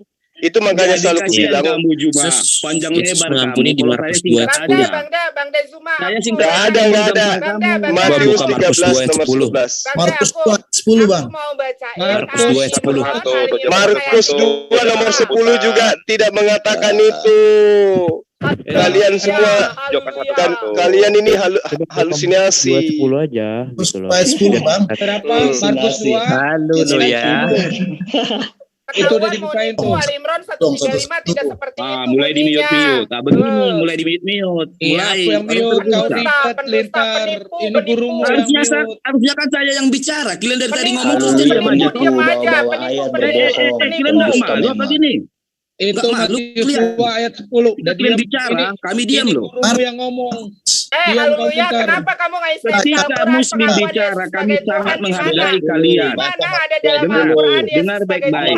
Ketika kalian berbicara, kami orang Kristen sangat menghargai kalian. Kami diam. Kenapa ketika kami bicara, langsung kalian tuh nggak kasih waktu? Nanti kalau nggak terima kan bisa dibantah gitu toh. Al-Imran Jangan 35 kesulitan dong. dan orang-orang yang apabila mengerjakan perbuatan keji atau menzalimi diri sendiri segera mengingat Allah lalu memohon ampunan atas dosa-dosanya. Dan siapa lagi yang dapat mengampuni dosa-dosa selain Allah? Dan mereka siapa lagi yang bisa mengampuni dosa selain Allah? Di mana Yesus ada? Di mana Yesus bisa Terjawab mengampuni dosa? dong. Di mana Yesus Lah, saya bisa kan sudah mengampuni kasih dosa? ayatnya di Matius 13 ayat 11. Matius 13 ayat 11. Kepanasan Umi Terguncang kalian semua. Jangan kepanasan ya Umi Michan ya.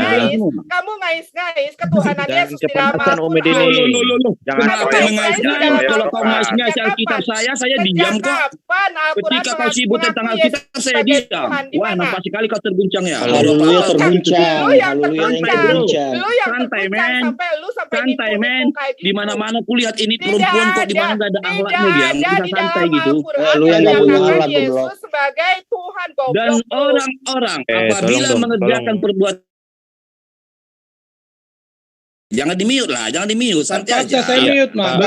Harus tertib Lalu dong. memohon ampun atas dosa-dosanya. Dan siapa lagi yang dapat mengampuni dosa-dosa selain Allah? Ternyata Yesus. Yesus mampu, bro. Di Matius 13 ayat 11. Selesai. Mana di sana disebut siapa lagi yang Ya, makanya tolong sama Bang Haleluya. Emang di dalam Haleluya. Nggak perlu banyak kali bicara. Saya mungkin setengah menit saja ya.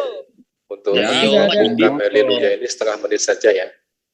Ini saya mute semua ini dulu nih. Jadi begini ya, tadi kalian kan bicara, kami diam toh. Kalian Ya, sudah sekarang bergantian udah. diam. Kamu udah dikasih kesempatan ngomong. Iya, Haleluya Din. satu-satu. Yang lain Iya, gantian. kalau Yang lain gantian. saya kasih kesempatan udah saya bicara. Dong haleluya. Jangan saya Jangan gitu. Kalau kalian bicara, kalian saling menutupi aib. Mantap. Haleluya artinya puji Tuhan. Mas Layar, Ya, atur betul, dulu Pak. Mas Layar. Makanya saya kasih Ini udah di mute. Halo, udah orang kayak Kristen udah udah di mute. Ayo kayak kita pasar. keluar. Kalau udah begini orang Kristen ayo keluar, udah di mute. Ya, ini udah ini nggak sopan ini. Iya, Makanya nggak apa-apa, ini ya, gurumu. udah nggak apa-apa, Makanya mau keluar dari perguruan Indonesia kalian juga nggak apa-apa. Ampun. Gue yang masukin kok, lu yang mohon-mohon gimana? Gak usah, Nggak tertib amat. Ini loh, itu Andri, jangan orang-orang penghujat kayak begitu. Dia kan udah apa namanya itu, dia Anda udah yang melecehkan menghujat Al-Quran. tadi. Diam, Anda yang diam, menghujat. diam. Siapa yang Anda yang menghujat di menghujat. sini? Anda Di sana siapa? diam. Di Anda mana? menghujat dari tadi. Di mana menghujat? Nggak Di ada mana? yang menghujat Partogi. Di mana? Di mana Gak menghujat? ada yang menghujat Pertogi, gak ada yang menghujat. Di mana yang menghujat? Siapa yang menghujat? Nggak ada yang mau diam. Semua orang Kristen ini. Anda menghujat. Emang gak bisa Keluar aja, diatur. Pertogi keluar aja. Pertogi keluar aja. Keluar aja Pertogi. Coba Keluar aja. belajarlah Kristen kalian itu kalau dialog itu menggunakan dalil, bukan jungkir balik eksegesis terus. Kita sudah benar-benar membacakan dalil kalian dari kitab kalian. Kalian masih jungkir balikan. Begitu loh. Anda itu bukan Muslim saksi Yehova. Ini orang kalau Dari tadi berbicara saksi itu ya Yehova mulu. Aduh, Semua dikatain saksi Yehova. Semua dikatain saksi Yehova. Terguncang dia. Pargogog. Enggak, tadi kan si Halilintar itu kan bilangnya mau nyimak. Ya, makanya saya izinin gitu loh. Ya udah dilanjut lagi tuh Padi, mana itu Padi tadi mau bertanya. Silakan Padi. Apa dia tadi kan si Haleluya itu dia Baik, nyomot terima dari kasih. Al-Quran begitu kan. Udah gitu dijungkir balikan Al-Quran bukan kitab kalian gitu loh, yang bisa seenak-enak kalian eksegesi sendiri. Al-Quran Iya, sudah jelas gitu loh. Kasih kesempatan Padi dulu Din, sebentar Din. Padi silakan. Ini- Padi. Terima kasih. Bentar ya, sebelum ke Adi aku jawab dulu tadi si Hale ini ya. Tolong dong Iva dikeluarin Yesaya 6 nomor 5 sampai 7. Tolong semua Kristen keluar dari sini. Ini udah nggak sehat. Waduh, lu bukan raja damai, Bre, nggak bisa nyuruh-nyuruh orang. Haleluya ini bener. Oke, di mute dulu. Ada yang bisa ngeluarin? Kalau nggak ada, aku aja keluarin ya. Jadi tadi Haleluya bilang jangan dikeluarin, dia biarin aja di situ. Dia mau main tafsir. Nah, sekarang kalau misalnya kita balikin tafsir mengenai biblosnya, kuat nggak dia denger? Nah, sekarang kita lihat ya. Saudaraku Kristen semua tolong keluar. Ya nggak perlu yang beginian diikutin. Ini nggak ada adabnya. Udah, lu nggak usah framing. Kalau mau keluar semua aja ya. lu. Nggak usah nggak usah dibalas ininya, nanti ribut banyak. Nah, kita lihat di sini ya. Kita buka dulu ke sini. Nah, ke sini nih. Tadi bilang apa? Yesus ya? Wih, jangan dulu di ini. Tunggu aja situ, biarin dia. Yang co-host siapa ya? Kok ada yang masukin terus ya? Aku masukin Farhan, jangan dikeluarin. Iya, dimasukin. Oke. Nah, sini Hale. Tadi lu bilang Yesus tok yang ngapus dosa, walaupun sebenarnya Udah. Yesus nggak ngapus dosa ya. Yesus Saudaraku hanya Kristen udah keluar semua menginformasikan. kan? Biar saya keluar, saudaraku Kristen udah keluar semua kan? Ya lu aja keluarin berisik banget nih si Udah Haleluya. keluar kok Bodat, keluar Oke, kok saya Bodat. keluar ya. Lu aja yang keluar. Ini batu nih. Ini batu kok bisa ngapus dosa? Mana si Ale? Aduh, selamat dia. Udah keluar Bodat itu Bang, udah keluar si Bodat itu.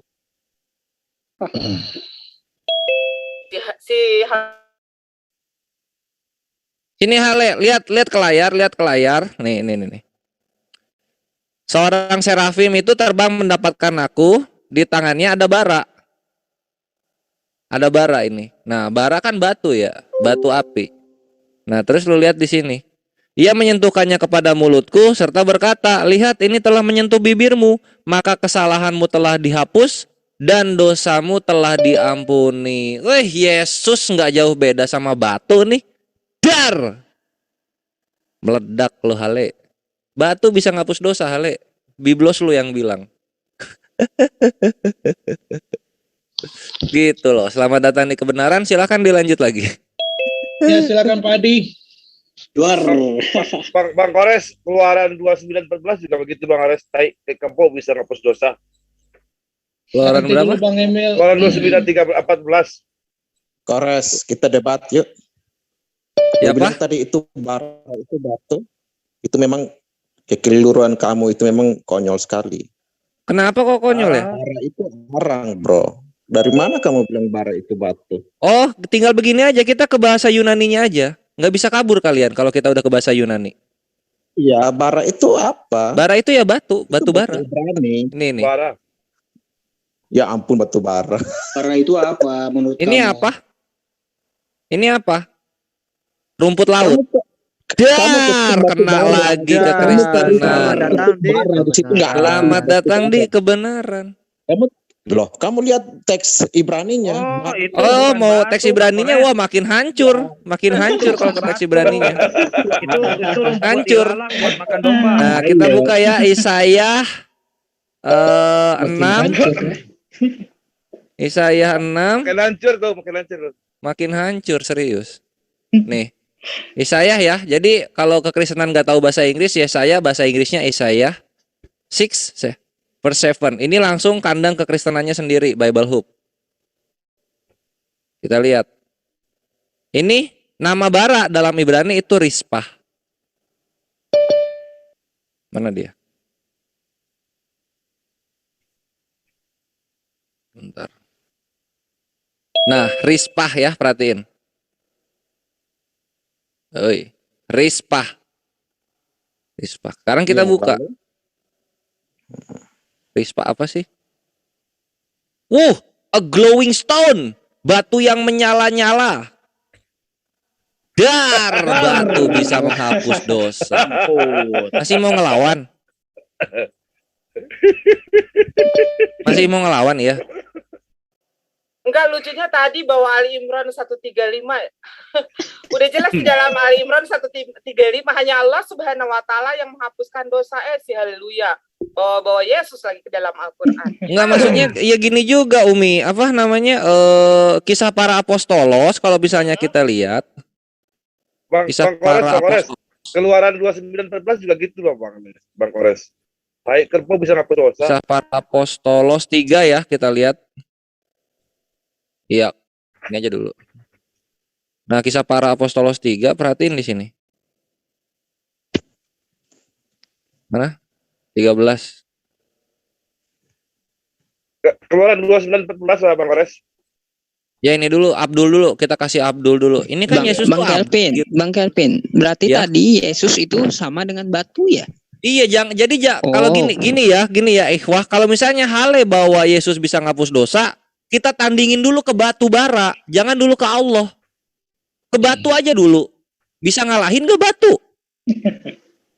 Kalau misalnya sama batu setara, jangan ke Allah. Jangan dulu. Bang Kores, keluaran 2914 juga bagus itu Bang. Oke. Akemil keluaran 3. Keluaran 2914. Keluaran 29. Siap. Iya. Ini Bang Kores. Keluaran 29. Penghapus dosa ya, penghapus dosa ya. Salah. Halo, boleh bicara? 13. Ya, silakan dari tadi pengen 14, bicara tuh. 29, 14, keluaran 29, 14. 14. Iya, terus? Tetapi daging lembu jantan itu kulitnya dan kotorannya haruslah kau bakar habis dengan api di luar perkemahan, itulah korban penghapus dosa. Alah, kotoran lembu jadi korban, ini jadi penghapus dosa. Halo, boleh bicara? Ya udah, tolong izinkan ini dulu. Iya, boleh. Maaf nih saudara-saudari kekristenan, karena Islam itu begitu. Ketika kita diserang, maka kita akan balik menyerang. Ini namanya keadilan, gitu loh. Silakan Brother Faiz dilanjut. Ya, oke. Begini saja. Jadi kan sama-sama masing-masing bilang semua benar, setuju? Iya kan? Ya, boleh. Mengklaim benar, lalu Islam memberikan yang kebenaran itu. Silakan. Ya, lanjut. jadi begini aja deh. Sebelum saya pamit nih, menurut bapak-bapak yang ada atau semua yang ada di tempat ini, untuk membuktikan bahwa Alkitab atau Al-Quran yang benar itu patokannya apa? Oke, aku jawab ya. Deklarasi. Boleh, silakan. Deklarasi jawabannya. Deklarasi. Yes. Deklarasi membedakan mana Tuhan yang asli dan mana yang berhala. Oh gitu. Yes. Kalau Tuhan yang asli ada di mana? Tuhan yang asli dia akan mendeklarasikan dirinya Tuhan. Ada dan di dia mana? akan mendeklarasikan bahwa semua hambanya harus menyembah dia. Tuhan yang asli ada di mana, Bang? Tuhan yang asli ada di atas langit segala langit. Bukan kau Kristen kok nggak keluar kau nggak ada kompakmu. Kau Kristen keluar dulu. Kau diperlakukan gini kok masih di sini aja. Lu yang gua perlakukan gitu, bukan kekristenan yang lain, Hale. Jangan jadi parasit, jangan jadi racun menular. Biarin di sini aja, ini Pak Wais di sini aja. Kalau selama kita bisa diskusi sehat di sini aja diem. Kalau kayak si Haleluya biarin aja dia keluar. Sampah dia itu. Ya udah deh, daripada ribut. Emang sampah Haleluya. Nah itu Brother Wais jawabannya. Terus apa tadi responnya? Enggak, maksudnya kan berarti kata Abang Tuhan ada di mana tadi, Bang? Ada di atasnya langit kata. Kalau kita di ars di sana dia. Ars itu apa, Bang? Ars itu kalau paling apa ya? Ars itu air, laut. Sesuatu yang ditandu malaikat di atas airnya lagi itu ars itu. Ini Bang Kores pertanyaannya kita atau Tuhan ini? Tuhan. Oh, jadi kaitannya dengan Tuhan di mana itu apa, Mas? Jawaban Mas Kores tadi itu deklarasi. Maksudnya Anda mau tanya tempat alamat Tuhan gitu? Iya kan, Tuhannya itu sekarang posisinya ada di mana? Di ars ya.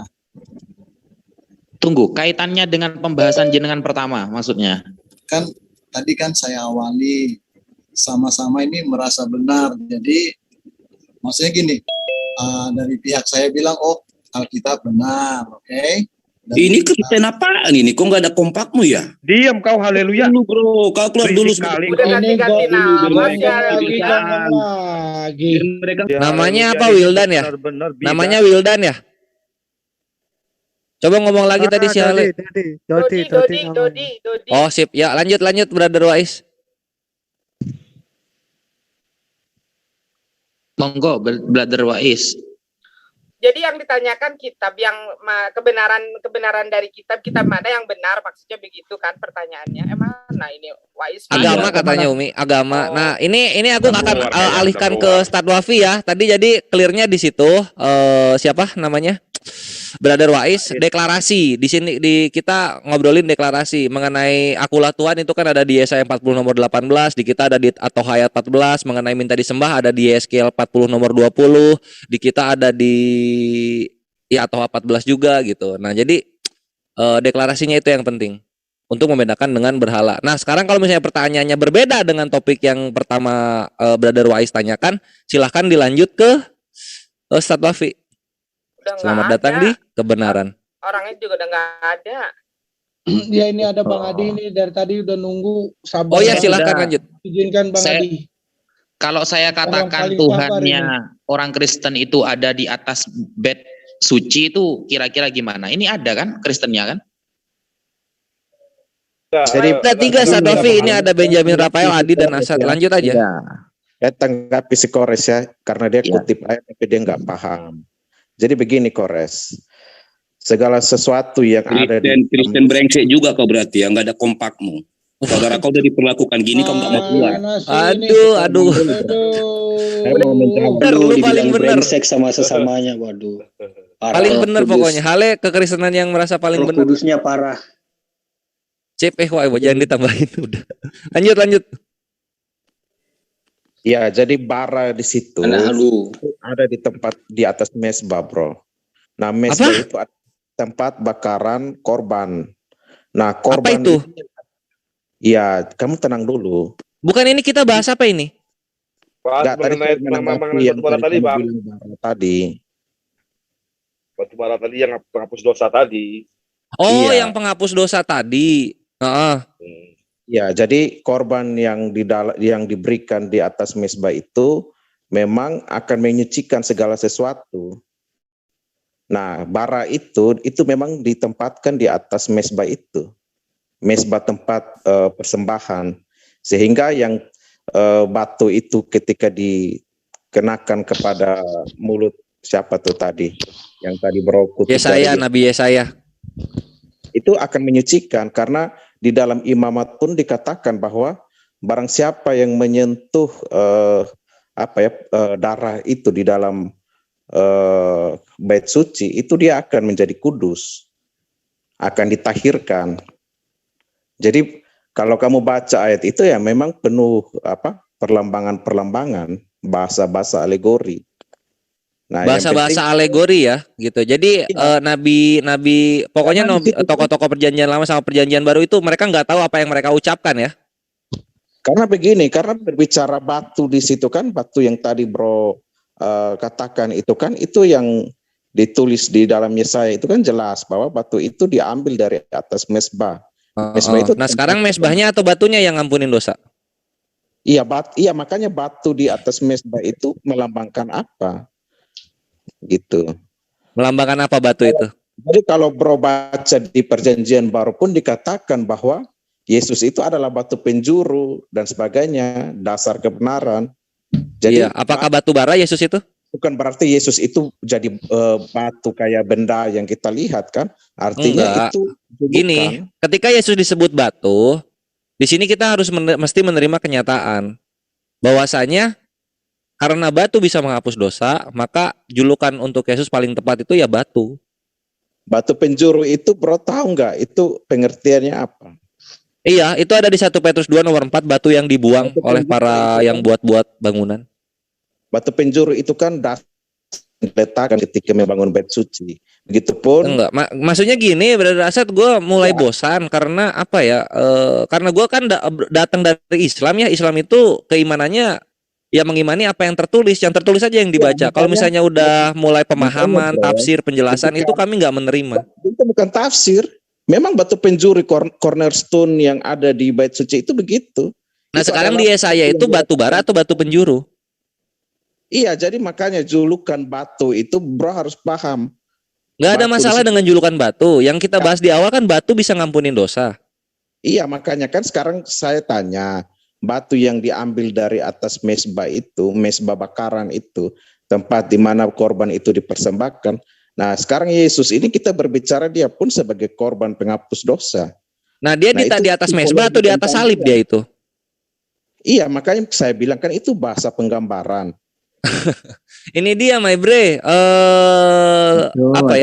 Tokoh-tokoh perjanjian baru yang mengutip keimanan Yahudi, mereka salah kaprah semua, nggak memahami apa itu korbanot. Sohih. Contoh keturunan ular, ya kan, di Kejadian 3 ayat. Aduh, jauh. Jangan jauh-jauh dong. Kita kan bahas korban. Posisinya begini. Yesus disembelih atau disalib? Ini saya kasih contoh aja. Contoh berbicara keturunan ular. Apakah itu berbicara keturunan ular itu seperti anak-anak ular secara benaran? Kan ini kan berbicara alegori-alegori tentang manusia yang memberontak. Jadi kalau bro hanya membaca dan mengerti secara abstrak ya susah. Nah sekarang di mana ular disebut manusia yang memberontak itu dalilnya di mana? Penjelasannya kok datangnya tahun 2002? Kok di tahun 2022 penjelasannya baru datang? Kenapa nggak di tahun 1? Katakan kepada ahli-ahli Taurat itu bahwa mereka itu adalah keturunan ular beludak. Di mana itu? Loh itu di kitab PB itu. Bro, nah sekarang yang di sorga itu ular beludak atau bukan? Loh ular beludak itu kan mengacu Matius 23. Udahlah gue nggak tertarik gue aset kayaknya udah gue di sini udah gue akan kembalikan kepada Asatid ini David Afado silahkan bahas lagi. Sebelum itu lalu lu bandingkan. Asat yang dimaksud oleh Akhi Kores tadi bahwa menunjukkan bukti bahwa batu bisa mengampuni ini untuk mengkanter apa yang dikatakan haleluya dalam ketika membandingkan surat Al-Baqarah ayat 135. Itu kamu pahami dulu. Artinya di sini bahwa di batu aja bisa mengampuni dosa di kitab kalian. Jangan merujuk kepada Allah.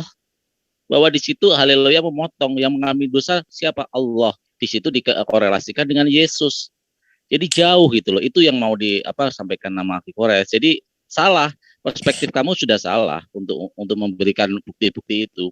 Kalau mengatakan batu penjuru ya malah akan ke ayat selanjutnya. Batu penjuru itu apa sih? Yang dibuang oleh tukang bangunan. Saya paham ini bahasa alegori gitu loh. Ya mungkin zaman dulu ada tukang bangunan kan. Makanya yang dia kutip itu pun kan dia mengerti secara letak kan. Itu baru satu batu yang gua bawa loh. Yahudi mempunyai 12 batu yang lain yang bisa ngampunin dosa, percaya nggak? Kalau dia mau pahami, ya kan kalau baca Alkitab itu bukan begitu. Oke, kita pakai pemahaman Yahudi ya.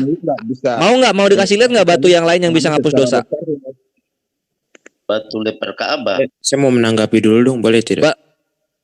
Oh iya boleh. Nanti ya Asad nanti akan gua tunjukin. Gua akan tunjukin batu lain yang bisa ngapus dosa selain batu bara. Adi udah nunggu. Iya, saya menanggapi pernyataan dari lempar Ka'bah dari Kores ya.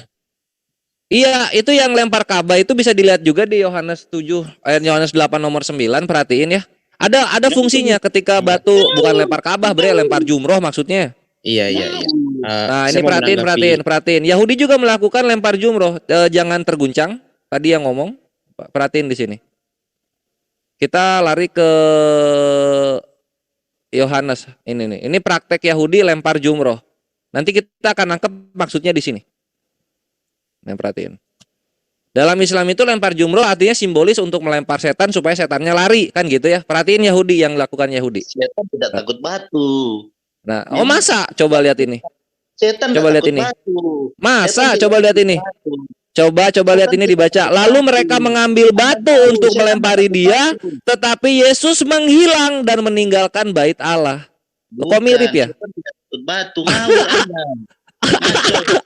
ini loh, Yahudi lempar jumroh ini, lihat. Mana setan mau takut batu? Mana ini? Lihat. Terus kok Yesusnya menghilang? Nah, itu akibat dari kamu. Udah jangan terguncang, gue bilang juga. Jangan marah. Orang menganggap dia kan telah menghujat Allah. Akhirnya mereka merajam dia. Siap. Nah, bukti bahwa dia itu ketika Yahudi melempar batu, apakah Yesusnya lari atau diem? Loh, dia menghilang, dia itu kan Allah. Yesusnya menghilang kan, meninggalkan bait Allah kan? Iya, berarti ya persis sama dengan Islam ketika ibadah haji melakukan lempar jumroh. Dia bisa menghindar, bro. Bayangkan. Iya, itu dia sama. Yang dilempar batu di jumroh juga menghindar kok. Yang tidak bisa dibatasi oleh Allah. Jadi gitulah bre, jangan gini. Ini yang gua janjikan kepada kekristenan ya. Ini yang gua janjikan kepada kekristenan. Kalian kalau misalnya menghujat Islam, wallahi Biblos akan pasang badan. Biblos akan pasang badan untuk membantah syubhat dan fitnah kalian gitu. Dia tidak sanggup menjaga firman. Lah ini kok menghilang? Kok Yesusnya meninggalkan bait Allah? Kenapa? Ada apa dengan batu? Kalah. Yesusnya kalah sama batu.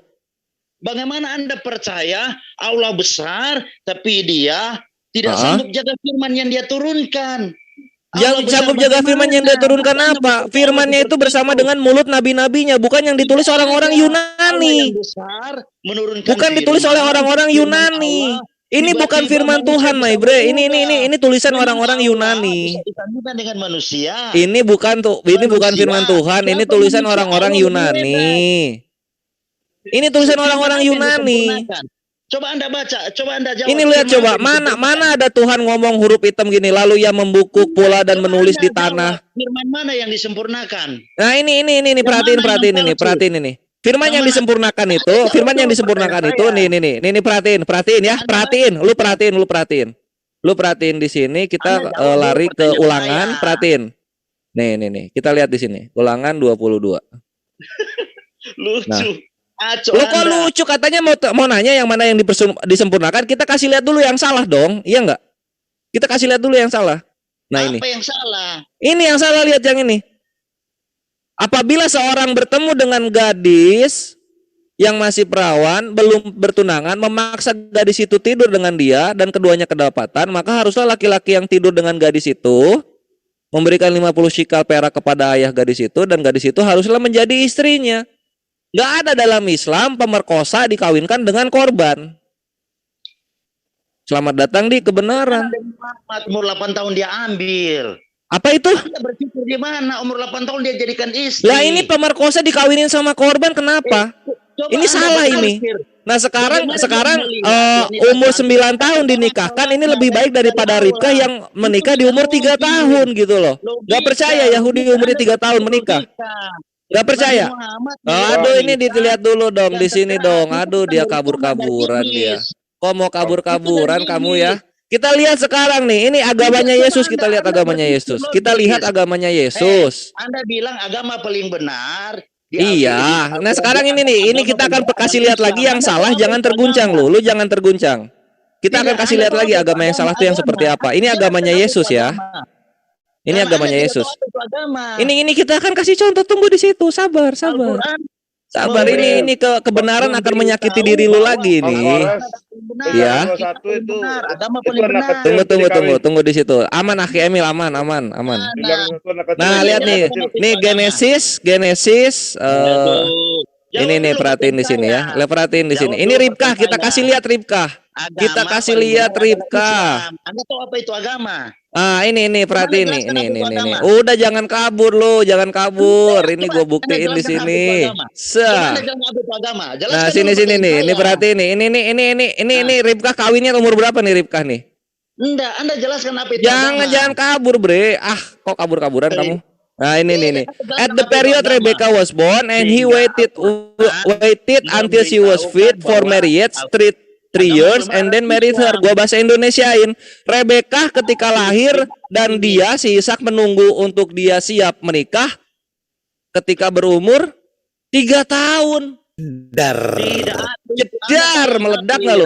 Tidak ada apa, ini tertulis, masih kurang. Ini gua kasih lagi sekarang, masih kurang ya. Coba Anda jawab pertanyaan saya. Enggak mau gua jawab, ngapain? Ini agama lu, ini kok agama kasih begini sih? Kok umur 3 tahun udah bisa menikah sih? Woi. Tidak, agama kacau, tidak kacau. Wah, iya makanya gitu loh. Makanya ketika Islam membenarkan, kalian jangan sok-sokan gini. Nih, ini perhatiin lagi nih agamanya Yesus.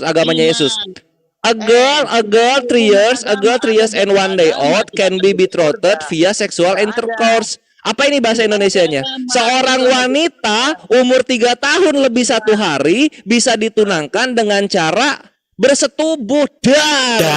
Agamanya Yesus. Jijik tahu nggak? Ini kok agamanya Yesus umur 3 tahun udah bisa dinikahin. Ini buktinya mau di mana? Buktinya ada di mana? Perhatiin nih. Sekarang perhatiin lagi.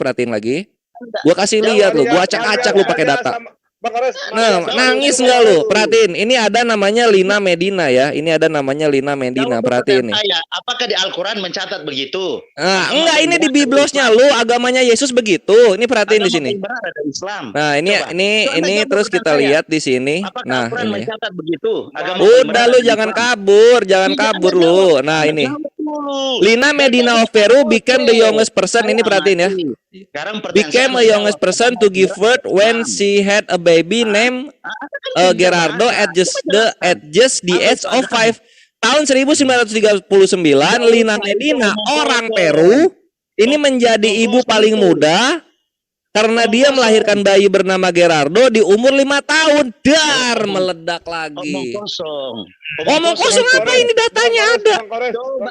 Ini kok nggak mau lihat ini loh, Age of Five. Aduh, sedih banget nggak sih? Ini kita lihat ini anjir. Ini lihat foto-fotonya, ini lihat ini lihat ini negara mayoritas Tritung, nggak ada kejadian di negara mayoritas Islam kayak begini. Kenapa? Karena memang umur minimal untuk menikah di agamanya Yesus itu 3 tahun lebih 1 hari. Coba Anda cek yang kawin-mawin siapa? Yang kawin-mawin ini siapa ini? Ini suaminya siapa ini? Ini lihat ini bayi ini siapa ini? Ini pasti kan orang Kristen ini yang ngawinin. Ini kayaknya orang Kristen ini yang ngawinin, lihat anjir ini anak ini aduh lihat parah banget ini umur 5 tahun udah melendung. Coba ini sangat kasih sekali, coba dikasih sperma ini anak 5 tahun. Coba Anda apa? Maria kawinnya umur berapa?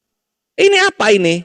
Ini Lina Medina nih umur 5 tahun. Peru tuh di mana sih Peru? Anda doakan buat dia masuk surga. Peru religion, coba kita lihat Peru religion. Waduh, Roman Katolik ini my bre. Aduh, ternyata kekristenan ya. Anak umur 5 tahun udah di-empro supaya melahirkan ya. Kenapa bre? Kenapa sakit ya? Sakit kenyataannya ya. Ini Peru ini agamanya Roman Katolik. Penyembah Yesus memang. Apa? Kenapa sakit hati? Iya sakit hati. Karena ternyata agamanya Yesus menikahkan anak di umur 3 tahun. Iya. Terima ilham wahyu dari. Kenapa kok lari ke wahyu? Sekarang ini gimana soal umur 3 tahun udah dikawinin? Coba Anda jelaskan, iya. Ya ini gini gimana? Lu mau dijelasin apa lagi sekarang? Katanya Islam agamanya tidak bermoral karena menikahkan anak 9 tahun. Lah ini Yesus kok 3 tahun udah bisa dikawinin. Terus ini 5 tahun udah beranak. Gimana sih? Pantesan kekristenan itu di Afrika pada miskin-miskin. Karena ya kayak begini hukumnya. Firman jadi buku, lebih percaya firman menjadi buku apa? Menjadi Torah maksudnya, iya. Menjadi Torah. Hah? Kecekek lu, mampus. Firman kok menjadi Torah? Satu-satu Bang Farid. Jadi nggak selesai, kasih yang lain nunggu ini masalahnya. Gimana? Udah sakit hatinya udah. Kenapa? Torah diserang. Firman menjadi Torah maksud lu, iya. Masalah itu nanti aja belakangan. Bang Kores. Ya udahlah, lanjut lagi yang lain itulah. Jangan macam-macam sama Islam. Ditabok balik sama data-data kalian sendiri gitu loh. Silakan dilanjut ikhwah. Bang Kores itu Maria kawinnya umur berapa Bang? Maria kawin umur 12 nih, datanya ada.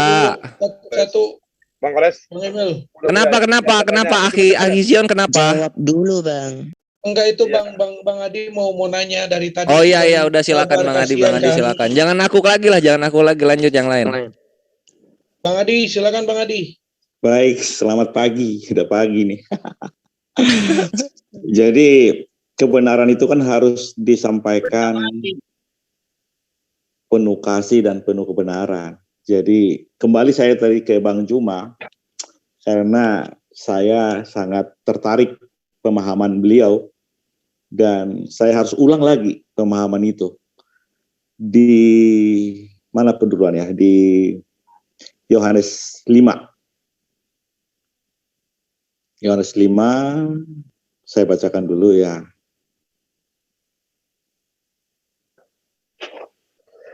Ayat 3-6 ya. Tetapi aku mempunyai suatu kesaksian yang lebih penting. Ini kata Yesus ya. Daripada kesaksian Yohanes, yaitu segala pekerjaan yang diserahkan Bapa kepadaku supaya aku melaksanakannya. Pekerjaan itu juga yang kukerjakan sekarang, dan itulah yang memberi kesaksian tentang aku bahwa Bapa yang mengutus aku. Ayat 39, kamu menyelidiki kitab-kitab suci, sebab kamu menyangka bahwa olehnya kamu mempunyai hidup yang kekal. Tetapi walaupun kitab-kitab suci itu memberi kesaksian tentang aku, namun kamu tidak mau datang kepadaku untuk memperoleh hidup itu. Jadi di sini kesaksian Yesus sendiri ya harus datang kepada Yesus untuk memiliki hidup yang kekal. Karena Yesus itu utusan yang turun dari sorga untuk memberikan hidup yang kekal. Itu yang pertama. Yang kedua tentang Yesaya. Yesaya 63. Kalau tadi Pak Juma kasih ayat 9, saya baca mulai ayat 8. Ayat 8 berkata, bukankah ia berfirman, sungguh merekalah umatku, anak-anak yang tidak akan berlaku curang, maka ia menjadi juru selamat mereka. Jadi ia di sini adalah juru selamat. Ya. Jadi dalam segala kesesakan mereka, bukan seorang duta atau utusan, melainkan ia sendiri yang menyelamatkan mereka. Jadi yang menyelamatkan itu adalah Tuhan, bukan utusan. Juru selamat yang di Yesaya itu adalah Tuhan, yaitu Yesaya 43 ayat 11. Akulah Tuhan dan tidak ada juru selamat selain daripadaku. Itu Yesaya 43 ayat 11. Di Lukas 2 ayat 11, mulai ayat 10 saya baca. Lalu kata malaikat itu kepada mereka itu gembala-gembala di padang, jangan takut, sebab sesungguhnya aku memberitakan kepadamu kesukaan besar untuk seluruh bangsa, bukan cuma Yahudi. Hari ini telah lahir bagimu juru selamat, yaitu Kristus, Tuhan di kota Daud. Jadi bukan utusan, bukan duta yang menyelamatkan, tapi Tuhan sendiri. Tuhan di Yesaya 43 ayat 11 adalah juru selamat. Dan juru selamat yang di Lukas 2 ayat 11 adalah Yesus. Makanya Yesuslah Tuhan. Yesuslah juru selamat. Itu poin yang saya katakan. Tapi ada tadi beberapa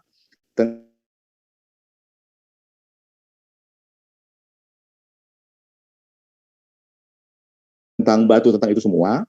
Bahkan dikatakan tentang hukum menulis di Efesus 2 ayat 15, dengan matinya Yesus di kayu salib, maka ia membatalkan seluruh aturan dan ketentuan-ketentuan hukum untuk dalam tubuh, di dalam saya bacakan saja ayat 15, sebab dengan matinya sebagai manusia ia telah membatalkan hukum Taurat dengan segala perintah dan ketentuannya untuk menciptakan keduanya menjadi satu manusia baru di dalam dirinya, dan dengan itu mengadakan damai sejahtera, dan untuk memperdamaikan keduanya di dalam satu tubuh dengan Allah oleh salib, dengan melenyapkan perseteruan pada salib itu. Baru akan disangkal oleh Matius 5 ya. Matius 5 ayat 17. Maka kata Yesus, Matius 5 ayat 17, jawab, janganlah kamu menyangka bahwa aku datang untuk meniadakan hukum Taurat atau kitab para nabi. Aku datang bukan untuk meniadakannya, melainkan untuk menggenapi. Untuk menggenapi itu digarisbawahi ayat 18, karena aku berkata kepadamu sesungguhnya selama belum lenyap langit dan bumi ini, satu iota atau satu titik pun tidak akan ditiadakan dari hukum Taurat sebelum semuanya terjadi. Sebelum semuanya terjadi itu kita garisbawahi. Jadi di sini setelah hukum Taurat digenapi, berarti hukum Taurat yang sudah digenapi itu tidak berlaku lagi. Contoh, kalau di atas dalam hukum Taurat itu, kalau orang berdosa, maka dia harus menghadap imam, dan imamlah yang menentukan besar kecilnya dosanya. Sesuai dengan dosanya itulah korban penghapus dosa, apakah lembu, apakah domba, apakah burung merpati, imam yang menentukan sebagai penghapus dosa. Inilah yang dibatalkan oleh Yesus, aturan-peraturan itulah yang dibatalkan oleh Yesus di kayu salib. Jadi Efesus 2 ayat 15 yang ditulis itu bukan bertentangan dengan Matius 5 ayat 17. sampai 18 tadi. Jadi karena hukum Taurat itu hukum Taurat dan kitab para nabi berlaku sampai kepada zaman Yohanes. Lukas 16 ayat 16. Karena kenapa? Karena Matius 11 ayat 13, sebab semua nabi dan kitab Taurat bernubuat hingga tampilnya Yohanes. Jadi hukum Taurat, kitab para nabi, perjanjian lama yang berisi kitab Taurat Musa, kitab nabi-nabi, dan kitab Mazmur berlaku sampai datangnya Yohanes. Jadi di Lukas 24 ayat 24, Yesus berkata,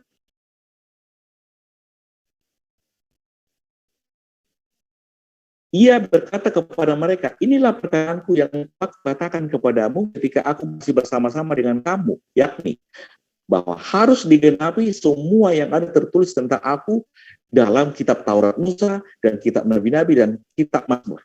Jadi semua yang tertulis mengenai Yesus di Perjanjian Lama, yaitu kitab Taurat Musa, kitab Nabi-Nabi, dan kitab Mazmur harus digenapi. Dan kitab Taurat Musa, kitab Nabi, dan kitab Mazmur itu berlaku sampai zaman Yohanes. Jadi yang saya mau katakan di sini, ketika saya debat, ketika saya diskusi juga, ketika Efesus 2 ditampilkan, seolah-olah Paulus yang membatalkan. Bukan, Paulus lah yang menulis. Karena semua tulisan yang ada di Bible itu atas ilham Allah. Bukan karena seperti Musa menulis, bukan karangan Musa. Matius menulis, bukan karangan Matius. Kalau Yohanes menulis, bukan karangan Yohanes. Tetapi semua penulis itu atas ilham Allah. Karena semua nubuatan itu, karena yang terutama harus kamu ketahui ialah bahwa nubuatan-nubuatan dalam kitab suci tidak boleh ditafsirkan menurut kehendak sendiri. Sebab tidak pernah nubuatan dihasilkan oleh kehendak manusia, tetapi oleh dorongan Roh Kudus orang-orang berbicara atas nama Tuhan. Ini sudah terlalu malam, tapi saya senang untuk kali ini saya ikut di Zoom ini. Ya, yang selama ini memang selalu belum siap bicara, langsung Kristen menanggapi, yang Kristen belum siap bicara, yang Muslim menanggapi, hingga saya tidak bisa belajar. Jadi akhirnya saya memang tertarik mengikuti seperti itu, tapi karena gaduh, saya jadi nggak fokus. Dengan ini saya bisa belajar, terutama Pak Juma ya. Pak Juma saya bisa ikuti banyak ayat-ayat yang dipahami. Dan kita harus akui bahwa ayat-ayat itu dihafal karena kenapa? Karena sudah terbiasa menghafal dan terbuka hatinya, tetapi tanpa pemahaman benar. Jadi Alkitab hanya Bible harus dipahami secara Bible, jangan dengan cara buku lain. Dan jangan ditafsirkan sendiri lagi. Seperti Kisah Rasul 8 ayat 30 sampai 31 itu ketika sida-sida dari Ethiopia itu membaca kitab, maka Filipus berkata, ketika Tuhan, apa yang Tuhan baca? Datang sida-sida itu, bagaimana saya bisa mengerti kalau ada tidak membimbing? Jadi memang harus ada pembimbing. Tapi di ayat lain lagi, kitab suci hanya bisa dimengerti oleh orang yang pikirannya telah dibukakan Yesus. Lukas 24 ayat 45. Siap Pak Adi, thank you. Ini tapi Pak Adi tolong dilihat dulu, kayaknya bentrok deh apa yang dikatakan oleh tokoh-tokoh Yunani dengan tokoh-tokoh Yahudi. Ini di Ulangan 29 nomor 29.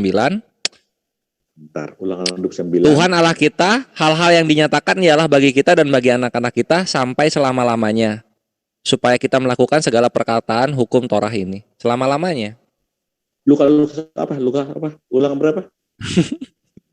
Ulangan 29 nomor 29. Nanti ada lagi Ulangan 4 nomor 40. Nanti ada Imamat 3 nomor 17.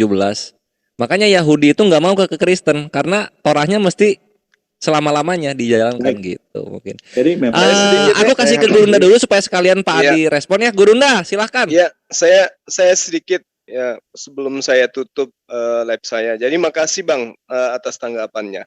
Saya hanya ingin mengatakan begini. Kita ini orang terpelajar. Mau Islam, mau Kristen, kita adalah orang berpendidikan yang ngerti tentang bagaimana mendudukkan sebuah cerita, sebuah kisah dan kemaslahatan hidup orang per orang.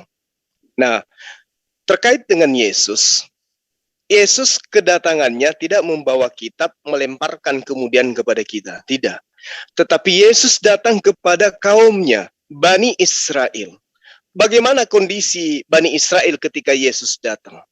Apakah mereka adalah orang-orang yang tegar tengkuk, atau mereka ini adalah orang yang gemar sekali menerima ajaran-ajaran dari nabi-nabi yang diutus? Ketika Yesus datang, apakah kemudian Yesus itu disambut? Tidak. Yesus itu adalah orang yang ditolak oleh orang Bani Israel. Sehingga Yesus senantiasa mengajak mereka untuk beriman kepada dia. Beriman kepada dia, ikut kepada dia, percaya kepada dia. Ini harus dipahami dulu.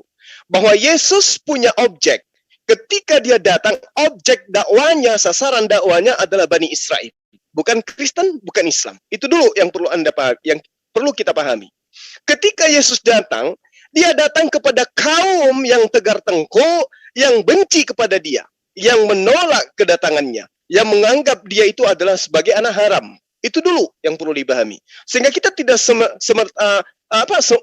menerima data yang apapun tertulis di dalam sebuah kitab. Kita lihat dulu kondisi Bani Israel ketika dia datang. Maka ketika dia mengatakan bahwa ada kesaksianku yang lebih penting dari kesaksian Yohanes, maka kesaksian yang diutamakan oleh Yesus itu adalah Bani Israel kudu harus terima Yesus sebagai utusan Tuhan. Bukan sebagai Tuhan itu sendiri, sebagaimana yang diajarkan dalam gereja. Nah, ketika sahabat saya menerangkan di dalam Yohanes 5:49, namun kamu tidak mau datang kepadaku untuk memperoleh hidup itu. Ketika orang Israel disuruh datang kepada Yesus, bukan disuruh datang untuk menyembahnya, tapi disuruh datang untuk menerima Yesus sebagai utusan Tuhan. Makanya dia terangkan, kesaksianku itu adalah mengenai pekerjaan yang aku lakukan saat sekarang, yaitu bahwa Tuhan Bapa yang mengutus aku. Berarti datang kepada Yesus itu adalah datang mengimani dia sebagai utusan Tuhan, tidak lebih daripada itu. Kemudian ketika Anda dengan bangganya mengambil ajaran-ajaran Paulus, Efesus, menerangkan tentang Galatia, bagaimana hukum Torah itu diganti dengan matinya Yesus di atas tiang salib, maka kita dibebaskan. Dua hal yang perlu kita pahami. Pertama, Yesus datang, ya, itu bukan merubah hukum Torah, tetapi menggenapi. Yang dimaksud menggenapi itu bukan mengganjili, bukan merubah, tetapi melengkapi, menyempurnakan. Ketika diterangkan dalam Matius 5, sebelum semua itu terjadi, semua terjadi itu apa patokannya? Bumi lenyap, langit lenyap. Maka Yesus menerangkan, sebelum langit dan bumi lenyap, satu iota pun tidak bisa dihilangkan sebelum semua itu terjadi. Apa semua itu terjadi? Bumi lenyap, langit juga lenyap. Jangan dilarikan ke penafsiran yang berbeda. Kemudian, ketika berbicara mengenai hukum Taurat, ini terakhir dari saya. Tuhan menerangkan di dalam Ulangan 4 nomor 2. Ulangan 12 nomor 32, Ulangan 13 nomor 11, Amsal 30 nomor 6. Apa yang diterangkan di situ? Jangan kau menambahi apa yang kuperintahkan kepadamu. 1. Dan jangan kamu menguranginya apa yang kuperintahkan kepadamu. 2. Ketiga, barang siapa yang mengurangi dan menambahkan, maka dia dianggap sebagai pendusta. Sekarang ketika ada ketetapan Tuhan di dalam Yeremia 31 nomor 33, Tuhan mengatakan, perjanjian baruku dengan Bani Israel adalah aku akan memasukkan ke dalam batin mereka hukum Taurat. Lalu kemudian di ayat selanjutnya, itulah ketetapan-ketetapanku yang tidak akan pernah terhapuskan. Itu nomor 36. Nah, lalu kemudian ketika Paulus datang, apa yang diterangkan? Hukum Taurat itu adalah sengat maut. Hukum Taurat itu adalah pembawa maut. Dia adalah pembawa dosa. Oleh karena itulah kemudian harus dihilangkan. Dihilangkan, tapi diganti dengan digenapi. Dengan apa? Dengan matinya Yesus di tiang salib. Maka yang diterangkan di dalam Galatia 5 nomor 1, bahwa dengan matinya Yesus di tiang salib, maka kita, orang-orang non-Yahudi, dibebaskan dari aturan-aturan Tuhan dan dimerdekakan dari penghambaan. Dari sini aja muncul kekeliruan. Hukum Tuhan berupa Torah itu datangnya untuk Bani Israel. Kenapa non-Yahudi yang dibebaskan terhadap aturan yang datang kepada mereka dari Tuhan untuk Bani Israel? Nah, ini saya hanya ingin mengatakan bahwa sekali lagi saya katakan, saya tidak membawa ajaran Islam. Saya hanya mengukuhkan, menjabarkan ajaran Yesus. Karena Yesus mengatakan begini, waspadalah, akan datang penyesat-penyesat yang mengajarkan membawa-bawa namaku, mengatasnamakan namaku, bahwa akulah dia. Itu yang perlu dipahami. Artinya penyesat itu berasal dari tengah-tengah mereka, bukan dari orang Arab, bukan dari orang Indonesia, tetapi di tengah orang-orang mereka. Cuman saja Matius mengatakan di dalam Matius 15 nomor 23, Matius 23 nomor 15 diterangkan bahwa engkau menyeberang, wahai ahli kitab, wahai orang Farisi, wahai orang munafik, engkau menyeberangi lautan, engkau menjelajahi daratan untuk mentobatkan seseorang. Lalu setelah mereka taubat, maka setelah mereka bertobat, mereka menjadi 2 kali lebih jahat daripada engkau. Nah, inilah yang kita temukan hari ini. Sudah ditunjukkan Yesus itu hanyalah utusan, sudah ditunjukkan Yesus menyembah hanya kepada Allah, Yesus menyeru hanya menyembah kepada Allah, Yesus mengatakan Allah itu satu-satunya Tuhan yang benar, tapi tetap saja dengan kekehnya mempertahankan apa yang kemudian dia yang menjadi dasar pijakan yang berasal daripada ajaran ahli kitab, ahli Torah, ahli orang Farisi yang mengajarkan tentang konsep ketuhanan terhadap anak Maria. Demikian dari saya, terima kasih Bang. Kalau ada kata-kata saya yang kurang berkenan, itu murni dari saya mohon maaf. Kalau ada apa yang bisa jadikan sebagai pelajaran, itu semata-mata dari Allah. Salam tauhid. Makasih. Ya, kalau begitu dengan apa yang Gurunda bilang barusan, maka aku juga akan mengakhiri live di Triun Slayer Comment Center. Ikhwan Fisabilillah, jangan lupa kalau apa yang kami sampaikan manfaat, silahkan cek deskripsi untuk beramal jariah ataupun indomisasi. Billahi taufik wal hidayah. Wassalamualaikum warahmatullahi wabarakatuh. Ya, silahkan Pak Adi untuk menanggapi. Baik, terima kasih buat pengertiannya, karena saya pagi kalaupun ku